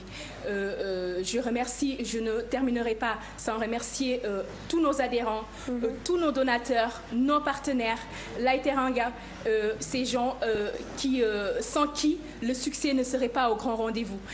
Grâce à leur dévouement profond, grâce à leur implication profonde, j'y suis très sensible et je les remercie profondément. Je remercie toute l'équipe de TFM qui a bien voulu nous inviter sur votre plateau, notamment Madame Joséphine Boup, Pape Doudou. Je remercie bien sûr votre directeur général, tout le groupe Futur Média. Et aujourd'hui, je suis très contente de pouvoir parler de Kër sur votre télé de grande notoriété. C'est normal, vous êtes ici chez vous, donc vous pouvez revenir quand vous voulez. La télé, elle est ouverte pour tout le monde. On est là pour vous. Avec plaisir. Merci beaucoup. Merci, et félicitations et bonne chance. Merci. La route sera longue. Merci. Merci beaucoup. À bientôt. Alors léegi ñu daal di jàll nag ci clip bu bees tàq bu seen waa petit gàlle daal ñu koy defaral ñoom na dañu reprendre li nga xamante ni moom mooy ndaanaan bu Omar Pène nañ ko dégustendoo seetaanandoo ko daal di jël si waat léegi. Ah ok d'accord dama doon divertir comme yéen alors loolu moo nekkoon clip bu bees bu waa Sen Petit Gallé ñu ci doon rendre hommage ki nga xamante ni nag moom mooy Omar Pène wayal ko ci way bi nga xamante ni moom mooy ndaanaan di ngeen ko gën a gis gën ko seetaanaat ci télévision Futur Média waaye nag maa ni ak ñi nga xamante ni dañoo organiser bis bu rëy guddi gu rëy goo xamante ni ñoom bu ñu wootee dafay fees dell ñoom bu ñu wootee dafay neex ndax li ngay sañse pour dem ci soirée de gala li ngay sañse pour di toog sa nawle yi di la gën a gis di la gën a naw ñoom ñoo koy defar donc tailleur yi ñoom ñoo xewle alors muy la nuit des tailleurs Adesmat c'est ça Adesmat ngeen fas yéene koo xewal le 13 novembre waaye bala ma leen a jox kàddu gi ngeen di wax dafa am benn arrêté boo xamante ni dañ ma ko yónnee léegi fii ma fas yéene koo liiral suñu mbokk téléspectateurs yi pour ñi nga xamante ni dañuy emprunter voie bi nekk ci suñu ginnaaw fii maanaam bi jugee rond point Almadi bi voie Almadi bi dafa am benn arrêté boo xamante ni dañ ko génne mooy arrêté portant fermeture temporaire d'une voie routière mooy mbedd mi nga xamante ni moo nekkee suñu ginnaaw alors arrêté bi nee na article 1er pour des raisons de sécurité et d'amélioration de la fluidité de la circulation et interdit le stationnement de tout véhicule sur la chaussée de l'axe allant du rond-point Mamel Bale Wakam au rond-point virage Yoff xam ngeen continuité boobu alors en passant au rond-point BOA rond-point Razal et rond-point Ngor yooyu yëpp dañoo tere stationnement bi foofu pareegul article numéro 2 cette interdiction ne concerne pas les véhicules d'intervention et de sécurité en service maanaam sapeur-pompier ambulance police wala gendarmerie ñooñu intéresse ñooñu bokkuñu ci ñu ci bokk mooy ñun particulier yi nga xamante ni ñun ñooy gaare foofu noonu dañu interdire stationnement bi alors article numéro 3 le sous-préfet des Almadies le commandant de la compagnie territoriale de la gendarmerie le directeur régional de l'AGEROUTE et le maire de Ngor sont chargés de l'exécution du présent arrêté qui sera publié et communiqué partout où besoin sera. Alors c'est fait Dakar le 16 octobre 2015 donc Baye Oumy Gueye alors gis ngeen li nga xamante ni moom mooy arrêté bi tere nañ ko nag wax naa leen ko ma bamtuwaat ko ci olof ngeen gën koo comprendre li ko dalee rond-point Mamel ba rond-point virage ba dañoo tere bépp stationnement foofu dañoo tere képp koo xamante ni dafay gaare otoom léegi da ngeen di seet ci koñ yi ak ci biir ruqrukaan yi fan ngeen di gaare seen oto su fekkee di ngeen ko faa gaare di ngeen am mën naa ko tuddee sanction di ngeen am quelques fitna yoo xamante ne dina leen ca topp parce que ñu nekk je pense di defaraat tali bi wala di ko aménager waat donc moom moo tax ñu daal di génne arrêté bi loolooy message bi ñu ma yónnee léegi muy le préfet du département de Dakar voilà j'espère que comprendre ngeen mën ngeen di gaare ci koñ yi léegi nag ñu daal di dalal suñu mbokk tey yi nga xamante ci sañ sere ngeen di dox macha allah ak ci création na ngeen def ci loo leen ne nag man de sama xarit ba diaspora daf maa bàyyi waaye amul problème temps doon naa la sonal ca seen TV ga mais amul problème alors da ngeen di préparer lu rëy lu riche lu nar a neex wax leen ma ci loolu waaw Fama dañuy préparer lu rëy balaa loolu damay nuyu waa Sénégal gépp ñun lay fay di présenter ñi ma àndal waa Desmat l'association des métiers du Sénégal madame Mbow Arlem Couture moo nekk nii Bijou Samassa ak Tala Aw Fashion d'accord voilà ñu dañuy jub suñu soirée de lancement le 13 novembre ñu koy def chapiteau bu King Fahd Palace di woo Sénégal yëpp bésu tailleur yëpp la bésu sénégalais yëpp la parce qu'on a choisi comme thème tous pour la valorisation de la mode sénégalaise d'accord c'est important sénégalais bu ne parce que war a dugal loxoom bu baax participer à la réussite de cet événement waaw xanaa Boubacar moo koy présenté. moom da leen a fonk da leen a gëm xam nga moom leadership la de nature. donc moom ku mu gis rek. muy daan dooleem rek da lay bëgg di la yëkkati macha allah. ci ñun la bokk il a contribué ñun ñëpp suñu carrière. bien sûr suñu xarit suñu frère. TFM aussi nekk télé boobu noonu tamit. gis nga mot tabaski kenn du ko raté macha allah ci li ñuy jëlee modèle. suñuy partenaire naturel lañ waa TFM. donc ñuy lancé appel di woo ñëpp. d'accord di commencé aussi pour suñu parrain Pape Ibrahima Ndiaye maître bi nekk France. jàppale ñu gëm jeunesse su dëkkam. contribuer aussi ci événement wu ak réussite association bi. bien sûr voilà ma jox sama am. waaw jox ci kenn kay mu sànni ci crise bi lan ngeen fas yéene dencal ñi fa nar a ñëw. waaw Fama. gannaaw bu nga posé question bi maa ngi nuyu waa Sénégal yëpp. di nuyu képp ku bokk ci association bi. ñu ci bokkul ñëpp. waa association bi nag li ko tax a jóg. actuellement nii c'est pour juste rassembler toutes les couturiers du Sénégal. maanaam képp kuy tailleur Sénégal. waaw nekk maître tailleur yow si nga bokk. ci association. amul ku nekk Kaolack amul ku nekk Casamance. waa Sénégal ñëpp c'est national quoi. association des maîtres du Sénégal c'est bien dit c'est bien précisé. ku ci am talent rek mën waaw ku ci am talent. parce que aussi dañu bëgg aussi la valorisation de l'apprentissage parce que boo xoolee aussi. côté apprentissage dafa xaw a des tout ça dañ ko bëgg généraliser defar donc côté ñaw bi aussi boo gisee le 13 bi ñu def ko ak la valorisation de la mode sénégalaise boobu pour mën a valoriser la couture sénégalaise au niveau national et international donc loolu moo tax a jóg association bi ak am na yeneen projet yu si nekk yoo xam ni am na njëriñ pour tous les couturiers du Sénégal donc loolu yëpp dafa nekk loo xam ni buñ si taxawee ñu xamuñu dañu war a xam suñu valeur il est temps léegi ñu jox valeur te valeur am. bien sûr tu vois parce que ñun li ñuy def boo xoolee. muy national voilà c'est ça parce que sous région bi. au niveau international ñëpp ñu ngi ñëw Sénégal léegi. di ñëw pourquoi ñun ñi nga xam ne ñoo nekk si ñëw bi mun ñoo jël affaire bi valoriser ko. tu vois jox ko gëdd su ko defee nag. bon loolu daal moo taxoon jox association bi. pour ñu mën a def affaire ñu jëm ca kanam quoi. d'accord xanaa ma wax madame boobu rek mu sànni kàddu ci bis bi. waaw salaamaaleykum waa Sénégal maa ngi nuyu ñëpp di nuyu waa Sénégal yëpp di nuyu waa diaspora donc di ñëw ci turu association des maîtres tailleurs du Sénégal muy ADESMAT di ci woo ñëpp nag soirée bi. di fàttali ne ça se passe au King Fahd Palace ci chapiteau bi le 13 incha allah. donc di ñaan ñëpp ñu ñëw ndax ñëpp ci lañ bokk. ñu ngi invité artistes yi. di invité sénégalais yi le peuple sénégalais. di invité tous les tailleurs du Sénégal. di invité aussi waa diaspora. parce que yàggul tuuti rek am na ñi nga xamante ne ñu ngi nekk à l'étranger. mais ñu ngi woote di bëgg bokk ci association bi di bëgg xam nan la ñuy tëralee yëf yi. ndax li ñu bëgg mooy valoriser mode sénégalaise en général mais aussi li ñu bëgg mooy boole tailleur yëpp ñu nekk benn surtout. donc association bi loolu moo ko tax a jug ñu ciy woo ñëpp di ñu woo suñu xarit suñu yaay suñu bàjjen madame Juma Dieng Jaxate di ko ñaan mu ñëw ci soirée bi ndax ci la bokk te moom yóbbu na mode bi foo xamante ni fi mu ne nii kenn natable ko waaw mi ngi noonu donc moom ci la bokk di koy wax encore une fois mu ñëw xam ne yëf yi ñun ñëpp ko bokk di woo Viviane Chidid Ndour di woo aussi madame Koumba Gawla Seck waaw moom ci la bokk donc di woo artistes yëpp di woo waa Sénégal yëpp voilà bàyyi woo leen kenn ñëpp ngeen ci xajal yëf bi ñun ñoo ko bokk donc mën nañ ko defar rek mu daal di gën a rafet alors ce sera le 13 inchallah novembre mu ngi amee fii King Fahd Place donc ngeen fa def dîner de gala boo xamante ni seen i création ngeen fas yéene wane seen i modèles yu rafet seen i xeetu baax ngeen fas yéene fësal ñëpp gis ko waaw Fama ca ginnaaw nag jàppale leen ma ne ko ñu ngi leen di nuyu tout d'abord di nuyu ñi nekk fii Sénégal ak ñi nekk bitim réew yëpp parce que ku wax mode xam ne concerne na Sénégalais mais concerne aussi ñi nekk bitim réew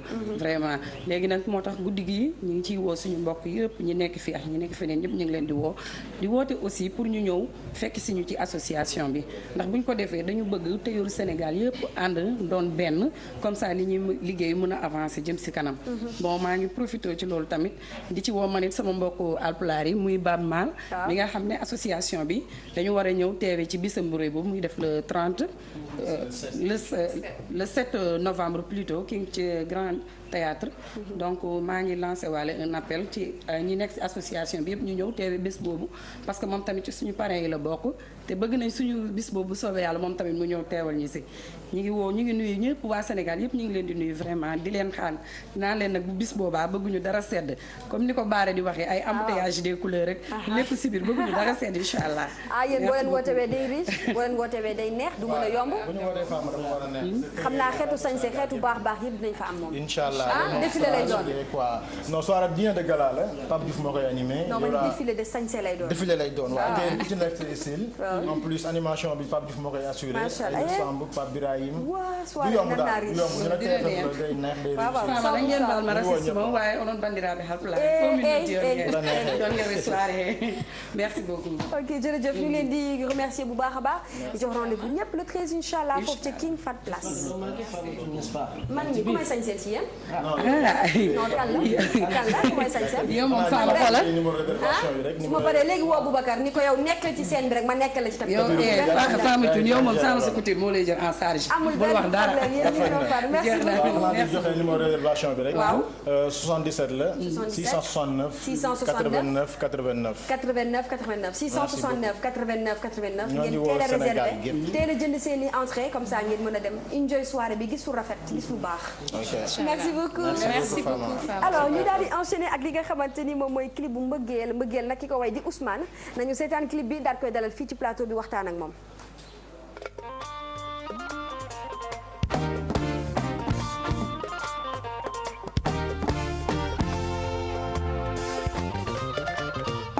su ma la gisul damay weetoo soo ma gisul weet waaw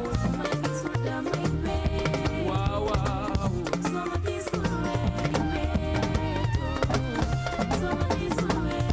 mbëggeel su la dalul du la sonal waaw ndeke mbëggeel ay coono la nga demee ba tey maa ngi lay xalaat chéri boy wiitul kama yow waaw dundu nañ maak moom juróom-ñaari at musu ñoo taxalikoo fuñ ma gisaan seen ko fa mu jur mbëggeel gu dëggu waaw ñu daan bokk ay bànneex ak naqar loo gis lu baax yow yéene ma lu ma gis lu baax yéene la ko waaw ma chérie yow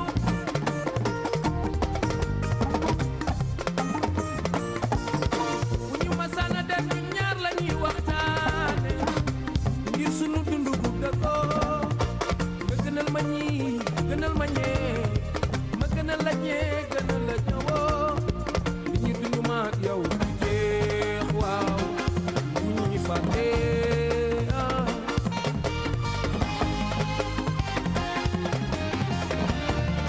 chéri li ñu dundu ma ak yow di jeex waaw looy fàtte chéri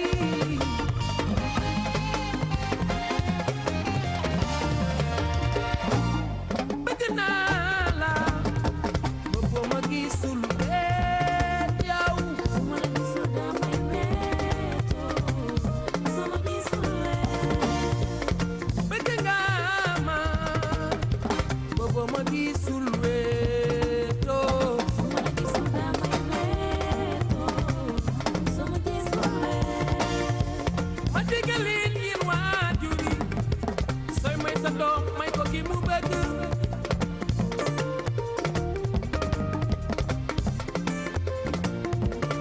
ndax nit moom ki mu bëgg la mën a sëyal ndax sëy du benn fan du ñaari fan may leen seen doom ñi ñu bëgg ñu sëy ndax ñu mën faju doom ju barke waaw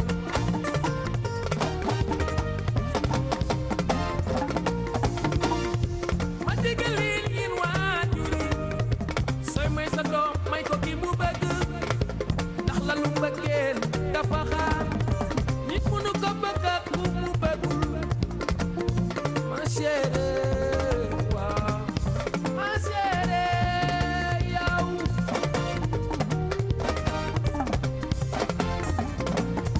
ma chérie li ñu dund ma ak yow jeex waaw lu ñuy fàtte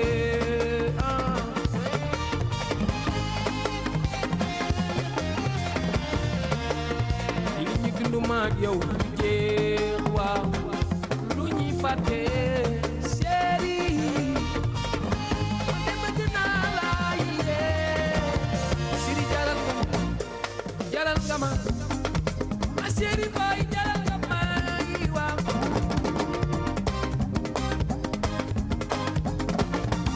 ma jaral ma chéri chéri boy jaral nga ma waaw. alors lii nag mooy mbëggeel dafa neex soo koy way ak lu mu mën loo ko mënti wayit ak bits bu mën ci utiliser dafay neex Ousmane nuyu naa la. fay naa la Fama Thioune. sama ñeeño bi. waaw ah macha allah way rek la ñuy def nag ñoom. waaw dañuy jàng rek fay naa la Fama Thioune. di nuyu àdduna bi yëpp di ziar ñëpp. waaw. di sant yàlla di julli ci Seydina Mohamed. laala wa sara. di ñaanal sama yaay mu gudd fan lool te wér. amiin di ñaanal sama baay fa mu tëdd yàlla xare ko àjjana. amiin amiin yaa rabbal aalamiin. di nuyu àdduna bi yëpp daal. di leen wax Baye Ousmane a ngi nii. waaw seen doom. léegi wax ñu ci mbëggeel bi.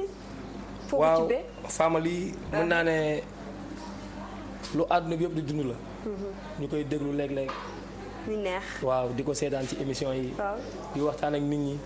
di ko gis ñu koy dund mooy parents yi nga xam ne dañuy may seen doom ñi. waaw ci ay conséquences yi ci bëri yi ci am ci biir sëy yi.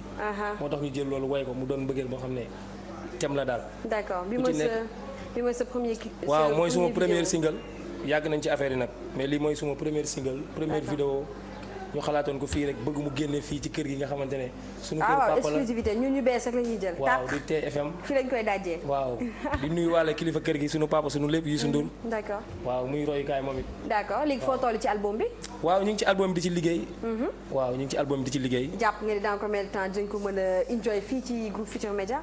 waaw xam nga Fama ñu dañu nekk ay jeunes. waaw di liggéey bëgg ay way mais dafa xaw a manqué njàppal tuuti daal. d'accord jàppale wu ngeen ndax mën naa ne producteurs yi ñoo manqué. wala fonds nécessaires yi ñoo waaw manqué na parce que li ngay gis nii ñu defar ko nii. yàlla dafa dogal dañuy way ay clip bi. ay pro ñoo ko tourné. d'accord Gilbert. ok moom moo ko tourné. d'accord beneen yoon nga ñëw ma booy laak Papis Niang sama xarit la doo fay dara. waaw parce que kooku tamit ci Papis Niang la nekkoon ah. ah ok kon benn la kon sotti ceeg def la ci. doom Papis Niang la mais single bi ñi ko defar. mooy Papis studio Papis Konaté. d'accord super mooy waaw ñu Papis Konaté moo ko defar. ñëpp ci jàpp waaw ñëpp ci jàpp mu nekk loo xamante ne daal xëy na àdduna bi dañu ko doon laaj. ndax yàgg nañu tëgg ay soirée ay Cabana Club. ay yëngu leen. te ñu ngi ci mariage yi. macha allah waaw xam nga keroog rek daje nañ ci suñu. ci Ndeye xeetu baax baax yooyu ñuy def ci tam xarit yi. waaw kër Ndeye Safal. waaw muy teraanga tam xarit. muy sama yaay di ko baax fekk ma ñëwoon koñ boobu borom cas. waaw ñëwoon koñ boobu dañ fa jël si avance moom tamit mu ne ma. da nga cee tombé damaa bëgg nga ñëw woyal ma ci. macha allah moo tax ma ñëw yéen nga doon ku ñàkk ñaan ku baax wax dëgg yàlla. ñu ay jeunes dëkk parcelle.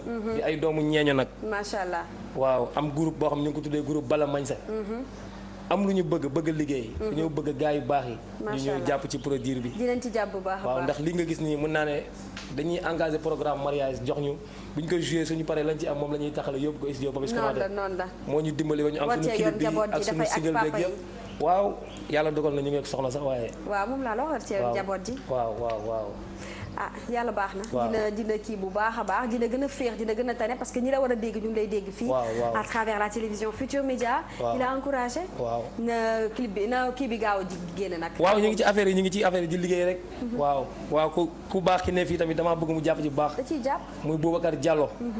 di sama nijaay moom yéen a koy tax a xëy. muy kooku sama nijaay la. waaw yéen a koy tax a xëy ndax kooku man yàgg naa lekk ay ñeen fukkam ak ay téeméeram daf ma daan fekk kàmb ga ci kase sikki mu naanaa. kase suma nijaay la. moo duggee héritage mi suma rakk la. d'accord. ñeeño boo fi gis rek muy nit ku baax fii. yéen a bokk ñoo bokk. macha allah. suñu famille xëy na yàlla dafa dogal ci man rek maa ciy woy. ok mais bëgg la rek. doon am koo xam ne waaw dañ ko doon roy muy ku baax def lu ne ci musique. muy ndongoloo. wax dëgg yàlla def mu nekk suma mag. doon exemple doon royuwaay tamit ma yàlla dugal ñu ci ñu koy yëngu. d'accord doon ay xale di jàng nag bëgg ko trop nag. macha allah waaw te nit ñi ba pare nit ñi bëgguñu. lii ñëpp dañ ko doon laaj ñi doon laaj single bi ñëpp bëggee rek. waaw ñi doon laaj Baye Ousmane a ngi nii. d'accord Baye Ousmane. ñu ngi lay encouragé. di la félicité di la jaajëfal bu baax a baax. jërëjëf Fama waaye Fama tamit. waaye balaa may tàggatoo bëgg naa. nuyu sama gaay yëpp. acca nuyu leen rapidement rek. waaw avant tout damay njëkk a sant ñi joob single bi. muy Ousmane Faye suma musicien ñu yàgg trop.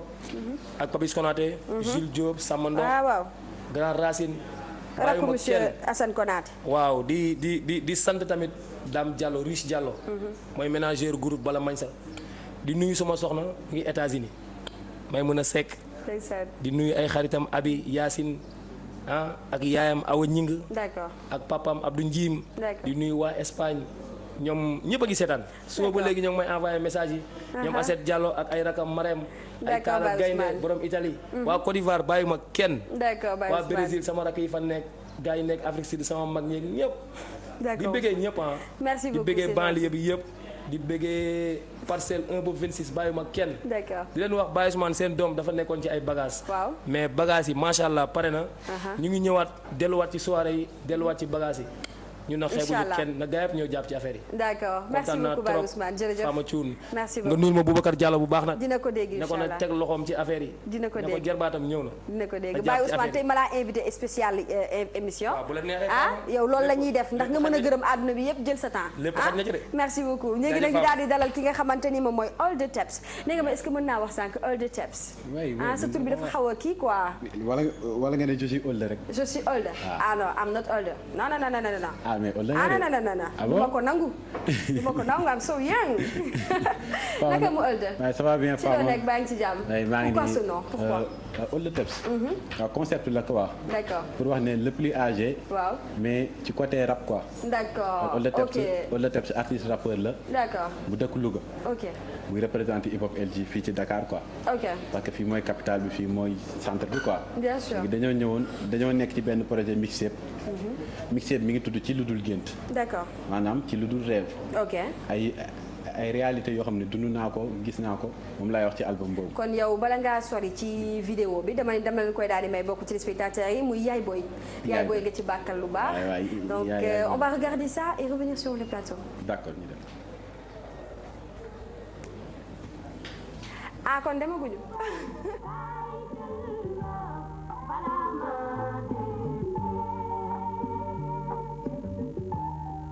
ok yoo ma soxla yaay da ko woo ne ko jël si ma affection bu dëgër la ñu tabax jël si ma kon ndaya foot ci doom nampal na ko jox ko weenam diine bàkk yaay may ko grade wan ko weeram même ci mala dafay feeñ hey laala doomu kat bi boo ko sombee di nga ko naan pop nu doom di mën a mel dina ko woo dina ko jël si every time du ci xaar di like supporté ba jël si doom woo na ndeyam yaay zaman dafa xiin tey dama gëlëm indi ma dama xiif tey li nga wën ci man yaay benn mi def mënu ko ci yaa sañ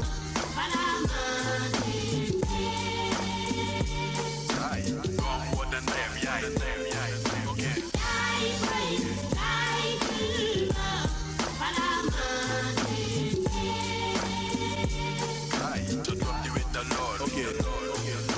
li la war ci man maama loo ba kay nga matal ko mbedd mi dafa ñàng excitant yi te matal ko soo xamatul fi nga jëm dangay dellu fi nga jugee yaay di yaayu kenn kon wari ma tuudee bu ñëwee jël ci doomam dañuy àndu dellu gàlle cenne jàpp njaa yaa ma jur yaa ma yar dalal ma école doom ma seetaan ma fi ñaaw kon mu rawal sa kol taalibe ngi laajte yaayam xamul fu mu nekk xanaa gisoo li mu sol kon bu di toog ni tekk kaay nga jël si kaay nga yeesi sa doom di fi mu tëdd alors kii nag mooy All the Teps alors All the Teps yaa ngi ñu wayal fii Yaay Boy. inspiration bi fi nu mu la dikkee. dans la rue parce que boo xoolee damay woy parents yi quoi dama ne Yaay Boy mais parce que yaay yi ñooy jur xale yi quoi. pour ñoom ñu jàpp ñu jël seen doom yi dans la rue. delloo leen ci kër yi wala ñu yóbbu leen ci daara yu baax. parce que enfant de la rue laay woy quoi ci son bi nii. mooy première vidéo suñu album. d'accord jagleel nañ ko xale yi album bi génn na wala. album bi génn góor mi ngi war a génn. d'accord yaa ngi en préparation. waaw instant ñu ngi ci projet vidéo quoi. dañuy def maximum de vidéo pour am visibilité. d'accord c'est super soo sànni album bi. c'est super donc album bi donc combien de temps ko fi génne. normalement mi war na génn janvier 2016 inchallah. inchallah mais avant boobu dinañ def maximum de publicité quoi. maximum de vidéo surtout fii ci téléphone ci TFM parce que amul benn problème nous sommes là soo xoolee sample bi Youssou Ndour la quoi. bien sûr macha allah en tout cas nous sommes là pour vous léegi lan mooy nekkoon say projet yoo bëggoon fësal fii ci télé bi. waaw projet yi mooy bon dinañ fi ñëwaat annoncé bi fi ñëwaat wax ci projet yi quoi ci événement yi ak dinañ def yeneen vidéo ñëwaat fii ci Weekend Stars jàkkaarloo yow daal la koy wax. amul benn problème donc première vidéo am la ñu doon indil mu ngi tudd Yaay Boy alors t-shirt bi nag boo ko décortiquer je suis older. t-shirt bi je suis older maa ngi ko génne période où je suis Charlie. d'accord gars yi warante je suis Charlie ma ne man je suis older quoi. yow nga génn ci beneen gamme. ndax nit boo gëmee sa bopp rek da nga xam li nga doon quoi. macha allah older ci musique bi. older ci musique bi. d'accord en tout cas ñu lay encourager jeune nga bu am talent macha allah donc bu yeneen di parewee rek nga jaaraat. d'accord seen kër la loo leen fi bëgg rek moom moo fi am. merci beaucoup older ñu waa kii bu baax a baax. waa Louga. ok merci beaucoup waa Louga. alors ñu daal di enchaîner léegi ak ñi nga xamante ni ñoo nee na ma sànq c'est pas ndingi la c'est njingi la c'est ça. dama koy tooñ la charmante dame fii di groupe boo xamante ni macha allah dañuy spécial yu neex la ñuy way yu nice la ñuy def ñu seetaan vidéo bi daal di jël si waat d'accord à tout de suite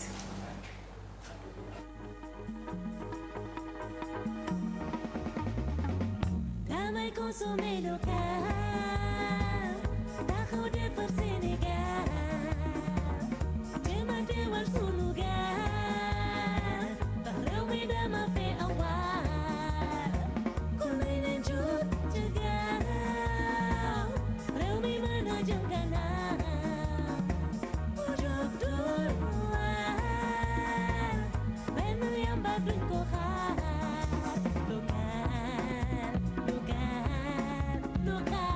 pas mal de choses ñu gis fa pas mal de choses nga xamante ne dafa touché. d'accord on s'est dit pourquoi pas ñu jël tur bi nga xam ne am na africanité. def ko suñu turu groupe. d'accord ah c'est super alors pourquoi consommer local pourquoi ce son pourquoi ce titre. alors consommer local parce que dafa nekk déjà benn thème ba nga xam ne moom moo nekk présentement di daw. d'actualité voilà merci. alors muy thème ba nga xamante ne du benn nit a ko moom du ñaar nit a ko moom. Sénégal yëpp a ko moom. alors étant donné que ñun suñu plume la ñu yor Fama suñu voix la ñu yor alors on s'est dit de faire une musique participative ne pas nous limiter seulement ci musique yi nga xam ne moom lañu tàmbali def tirer un peu sur le commercial. On s'est dit de faire une musique participative accompagner au moins communication bi nga xamante ne moom la nit ñi nekk di def di sensibiliser ak woo gars yi ñu imprimer wu bu baax ñu imprégné wu bu baax ci consommer local bi waaye aussi boole ci seen bopp bañ a pointer du doigt kenn ne moo ko moom ndax Sénégal bu suuxee ñun la suuxal bien sûr comme duñ koy waxee waaye tamit bu sukkali woo ñun la ñëpp sokkali ko voilà d'accord alors bi mooy seen première vidéo pas vraiment parce que am na d'abord vidéo bi ñu naan jigéen toujours jingili moo ko defar mais boobu man maa ko interprété d'accord jigéen ñu ci tagg jigéen aspect yi nga xamante ne moom la am di ko yàlla dénk ci lu baax ak yeneen ñu génne woon ko à l'occasion qui journée mondiale de la femme. 8 mars bi passé. Voilà alors consommer local moo nekk suñu deuxième produit. D'accord. Et on est en train de préparer un troisième. Album bi moom c'est en cours. Voilà alors on est en train bon. Je vais dire d'abord que ne maa ngi moom groupe la mais on fait des fois la plupart sax laay wax ay produits solo. D'accord. Présentement Ridiana gis nañ ko ak 2 singles. mais on prépare surtout single ba nga xamante ne moo doon entrée Ibrahima mu won carrément gars yi ci lu mu nekk ci lu mu mënee bu baax. d'accord kon Ibrahima sànni ci baat. bon du ma ci sori ah. waaw du ma ci sori parce que man lu ma neex moom mooy def. xam nga surprise quoi. d'accord voilà kon da nga ñu dencal surprise. ah yeah. c'est cool.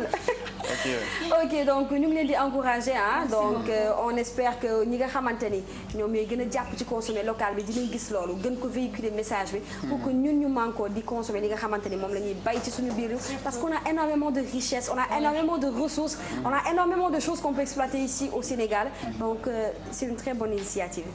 ñu leen di encourager. kër gi nag seen kër la comme ni ma koy waxee ñëpp. fii moom porte bi gis nga wax nañ ko ba ku neex dugg alors ngeen ñëw ñu daal di leen di jàppale le miroir du Sénégal lañ tuddee suñu bopp te dañ koy jëfee saa su nekk. Inch'Allah. merci alors beaucoup Fama ñu remercier de passage ñi nga xam ne ñoo nekk derrière nous. surtout réseaux sociaux bi ñu ci suivre muy internet yi. mais aussi suñu tailleur yi nga xam ne mooy Sofiatou Couture. d'accord moo ci vraiment ci solu consommer local bi au moins. bien sûr en tout cas c'est magnifique et ça reflète beaucoup l'Afrique. merci vraiment merci. et merci aussi bonne continuation. jaaraat leen bu 3e single bi jeexee bu génnee inch'Allah. merci beaucoup. alors léegi nag ñu daal leen di may clip bu Pape Diouf bu bees tàq boo xamante ne dina leen neex ngeen seetaan ko ñu seetaan clip bi daal di dellusiwaat léegi ci plateau bi. Le groupe Futur Média ñëpp la fi nekkal et vous sentez ça à travers nos programmes, à travers tout ce que nous vous proposons ici. Je vous rappelle que vous êtes en direct ci télévision Futur Média et que ñu ngi leen di dawalal li nga xamante ni moom mooy Weekend Stars. Alors léegi-léegi ñu daal di recevoir ñi nga xamante ni moom mooy Khady Seck. Khady Seck nag dafa fas yéene def li nga xam ne mooy anniversaire am le 7 novembre incha allah. Khady nuyu naa la. waaw maa ngi lay fay Fama. di nuyu waa Sénégal di nuyu waa Rufisque yëpp bàyyiwuma kenn. waaw di nuyu Iba mi ma taxawal di nuyu Youssou Ndour borom kër gi sama xarit sama idole nga xam ne dañ ko bëgg lool depuis suñu président Macky Sall. waaw ñun nag ñuy def suñu 4e édition.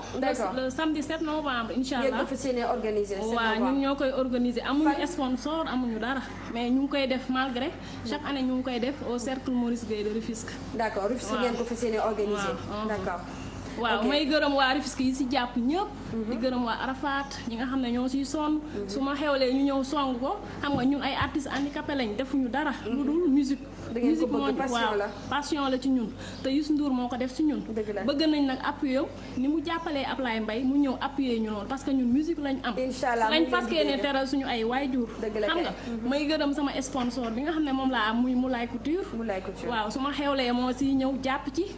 ak ku mel ni Alioune Seck politicien moom chaque année moo siy jàpp parce que Tëngéej rien ne marche amuñu benn politicien boo xam ne mën nañu appuyer moom rek mooy ñëw di si jàpp xam nga may gërëm gillee di gërëm ñi nga xam ne ñëpp ñoo siy jàpp ak waa Khady famille yi nga xam ne bu affaire bi bu commencé ñoom ñëpp ñooy ñëw xam nga songandoo ko sotandoo ko vraiment maa leen di gërëm ba nga am ci réussite. voilà d'accord donc bi moo nekk 4e édition bi lan ngay dencal ñi nga xamante ne ñoo fas yéene ñëw le 7 inchallah. waaw bu ñu ñëwee fekk fa ay bagages yu neex xam nga fan si Youssou Ndour moom dara du doy. waaw dina way lu neex. dina def ba mu baax. d'accord ma jox parole bi ki nga xamante ni moom nga dencal sëñ bi na nga def. waaye maa ngi nii sant yàlla. présenté wul. ginnaaw bi ma sant yàlla. julli ci yonent bi sallallahu alayhi wa sallam. maa ngi gërëm sama ndey di gërëm sama baay. di ñaanal waa Sénégal yëpp yàlla ñu am jàmm. mais di gërëm Youssou Ndour. parce que Youssou Ndour man jàpp naa ni dañuy inspiré quoi dañuy inspiré te lépp lu mu waay rek téere la. wax dëgg yàlla maa ngi koy ñaanal yàlla na ko yàlla defal lu kawe njottam ci barki Seydina Mohamed. jàpp naa ni nag TFM moom mooy mémoire du Sénégal ndax jàpp naa ni moom wax dëgg yàlla buuxante asamaan moom jërul sentu asamaan jërul buuxante foo taxaw da nga koy gis te TFM noonu la mel. macha allah waaye maa ngi leen di ñaanal yéen ñëpp yàlla kii le 7 novembre nag damaa bëgg yéen ñëpp ngeen ñëw. inchaallah yéen ñuy réserver lay surprise waaw ngeen ñëw. te xam naa ne denc nañ loo xam ne ni moom bis buñ ko andee le 7 novembre moom. dina doon lu garaaw quoi dina doon lu garaaw. oui dina doon lu garaaw quoi. d'accord donc ce sera le 7 novembre inchallah yéen koy amalee foofu ci Rufisque. fàttali ñu endroit bi ñu ko fas yéenee xewal. waaw ñu ngi koy def cercle Maurice Gueye ñuy gërëm directeur bi aussi moom tamit nit ku baax la ñu koy gërëm xam nga di gërëm waa Blaise Senghor fa nga xam ne fa lañ doon préparer affaire yi. grand zal photographe ñoom ñëpp ay nit yu baax lañ grand Déthié ak Douadou Tassek ñoom ñëpp ñu ngi leen di gërëm vraiment di gërëm bis yoo xam ne tamit dañuy dugg te duñu paas te duñu wax dara. merci beaucoup. vraiment kontaan di gërëm Omar mi nga xam ne moom lañ àndal moom tam di gërëm waa TFM yëpp Fama ñu lay gërëm ci kaw ci kanam ci lu baax. merci beaucoup. ok Khady jërëjëf waay. papa suñu yaay nag. ok jaajëf waay. bonne continuation merci beaucoup. alors léegi ñu daal di jàll nag ci suñu beneen invité bi xam nañ ni temps bi daf ñoo xaw a xoj alors moom mu ngi tudd Meat Boy nañu seetaan vidéo am daal di jël si waat léegi.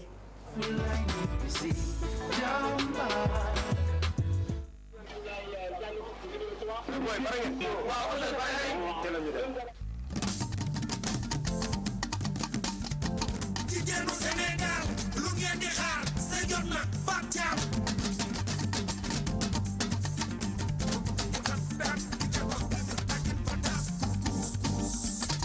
lu ngeen di xaar lu ngeen di xaar lu ngeen di xaar dem say jot na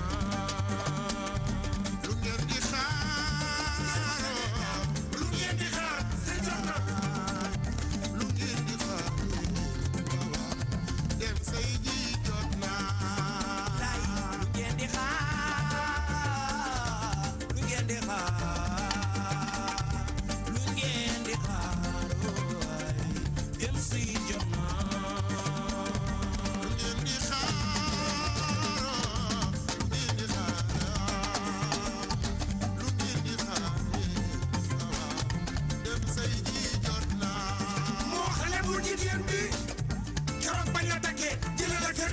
jëkkër ngir nga sëy ci kër gi sëyal sëy bu rafet mer soone sëy lambala Mariama sëy lambala wal ma caani sëy lambala jam dogo sëy lambala yaa suwaan sëy lambala jaara caam sëy lambala yaa imi ndooy sëy lambala sëy lambala ndaya koy bàkku doon di ko bëre sëy lambala doon de nday ji seex la roy ko nday ji seex la moom ñaxanaay lay tëddee roy ko nday ji seex la jigéen guy sëy ci kër gi jigéen gi sëy ci kër gi sama jigéen guy sëy ci kër gi jigéen gi sëy ci kër gi mel ni caani mi sëy ci kër gi jigéen gi sëy ci kër gi yaa indi ndooy mi sëy ci kër gi jigéen gi sëy ci kër gi donte nday ji seex la roy ko nday ji seex la moom ñaxanaay lay tëddee roy ko nday ji seex la jigéen guy sëy ci kër gi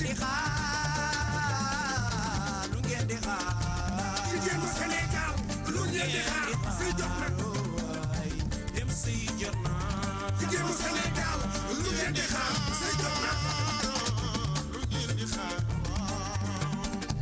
lu ngeen di xaar ku ci mel ni jaay mi sëy ci kër li ngeen di xaar lu ngeen di xaar lu ngeen di xaar dem sëy jot na sëy ñetti jëkkër lu mu sëy ñetti jëkkër lu mu sëy ñetti jëkkër lu mu sëy ñetti jëkkër lu mu sëy ci kër gi sëyal sa goro di sëyaale say njëkke wareefu jigéen guy sëy ci kër gi jigéen guy sëy ci kër sama jigéen guy sëy ci kër gi jigéen guy sëy ci kër gi donte ndey ji seex la roy ko ndey ji seex la moom ñaxanaay leen tëddee roy ko ndey ji seex la jigéen guy sëy ci kër gi jigéen guy sëy ci kër gi jigéen guy sëy ci kër gi jigéen guy sëy ci kër gi sëy ñett la ñett yooyu lu mu sëy ñett la ñett yooyu lu mu sëy ñett mbokk mbooj di jël bëggal sa jëkkër di yàqal goro di yàqal wujju di yàqaale say njëkke lool sëy gis si njëriñ kon sëyal sëy fu mu nekkul balaa caag ñu sëy yàlla jaam papa jaam jor jaam aja jaam defat ki jaam sëy ndey góore jigéenu Sénégal ndey góore jigéenu Gambia ndey góore yaa ma mi fu mu toogee borom Gambia mari amar moom yaayu Saliou mooy séeri Seex baayu Muhammad Seex suma taya di la way ndax da ngaa gore Seex amar mari amar musa alaaji wàccee noo koy jeero musa alaaji wàccee noo koy jeero tàngalal ko ndox mu sangu ba set tàngalal ko café di kaf ak moom tegal ko reer bi di reer ak moom yekk di ko feccal naan ko chéri boy jege ma man yow laa xam man yow laa miin man yow laa xam baby kaay ñu ko sëy dafa metti sëy xare la saa yoo ci juree doom ne jam nañu la sëy dafa metti saa yoo ko mënee na nga góorgóorlu sëy ngir jaboot ji rek. alors bala maa dalal ñi nga xamante ni moom mooy Alioune Gueye waa Baba Boys damay daal di jàllaat ci communiqué bi parce que dafa mel ni communiqué bi man ak samay nawle dégguñu ko bu baax parce que man sama oto fa laa ko gaaroon waaye dafa mel ni dañ ko xaw a yóbbaale léegi ma liiralaat ko pour ñi nga xamante ni dañ fa fas yéene woon gaare seen oto que c'est imminent c'est maintenant que bu leen fa gaare seen oto parce que soo leen ko fa gaare dañ koy yóbbu. Alors arrêté bi article 1er pour des raisons de sécurité et d'amélioration de la fluidité de la circulation et interdit le stationnement de tout véhicule sur la chaussée de l'axe allant du rond-point Mamel Ouakam au rond-point virage Yoff ba ca kaw ba. Alors en passant au rond-point BOA mooy bi nekk fii ci wet gi rond-point Razal et rond-point Ngor donc yooyu yëpp dañ ko interdire allant bi ci kaw ba bi mujjee fële. Il en est de même du rond-point Razal à l'hôtel King Fahd Palace. Alors article 2 mu ngi wax ni que cette interdiction ne concerne pas les véhicules d'intervention de sécurité en service. Alors maanaam sapeurs-pompiers, ambulance, police, gendarme ñoom ñu concerné wu leen ñooñu bu leen neexee trop parce que seen liggéey la ñuy def. Alors article 3 mu ne le sous-préfet des Almadies, le commandant de la compagnie territoriale de la gendarmerie, le directeur régional AGEROUTE et le maire de Ngor sont chargés de l'exécution du présent arrêté qui sera publié et communiqué où besoin sera. ci gàttal man bi nga xamante ni ci côté bërëb boobu ñu jàkkaarloo muy Tigo fa laa gaare woon jël nañ oto yi yóbbu leen parce que foofu yëpp dañuy dégager route bi alors arrêté portant fermeture temporaire d'une voie routière alors mënuñu fa garer instant bi c'est de façon vraiment temporaire pour laps de temps la rek mais bu fa kenn taxawati ba ñu waxaat fii ni que ku ci nekk léegi mën nga fa taxawaat sa oto donc bu leen fa gaare ngir yàlla war a suuli pour ñi nga xam ne ñu ñëw ci Almadies bi tey fas yéenee bëggee defar ba mu baax comme li ma naroon bu leen gaare fii ut leen foo leen gaare ci ruq-ruqaan yi comme ça doon am benn problème ak ñi nga xamante ni ñoom ñooy gendarme yi wala ñi nga xamante ni ñooy chargé de sécurité bi alors loolu mooy arrêté bi préfet du département de Dakar moom mooy yónnee analyse bi voilà alors ñu daal di àggaleeg suñu invité yu baax yi nga xamante ni ñoom Baaba Maal ci boppam moom moo leen ay doomi Baaba Maal lañ di ay fecckatu Baaba Maal ñoo xamante ni Baaba Maal moo leen jàppale ba ñu indi seen premier single tey fas yéene ko jàllale fii ci télévision Futurs Médias ma bàyyi leen ngeen nuyoo yéen waa Baba Boys.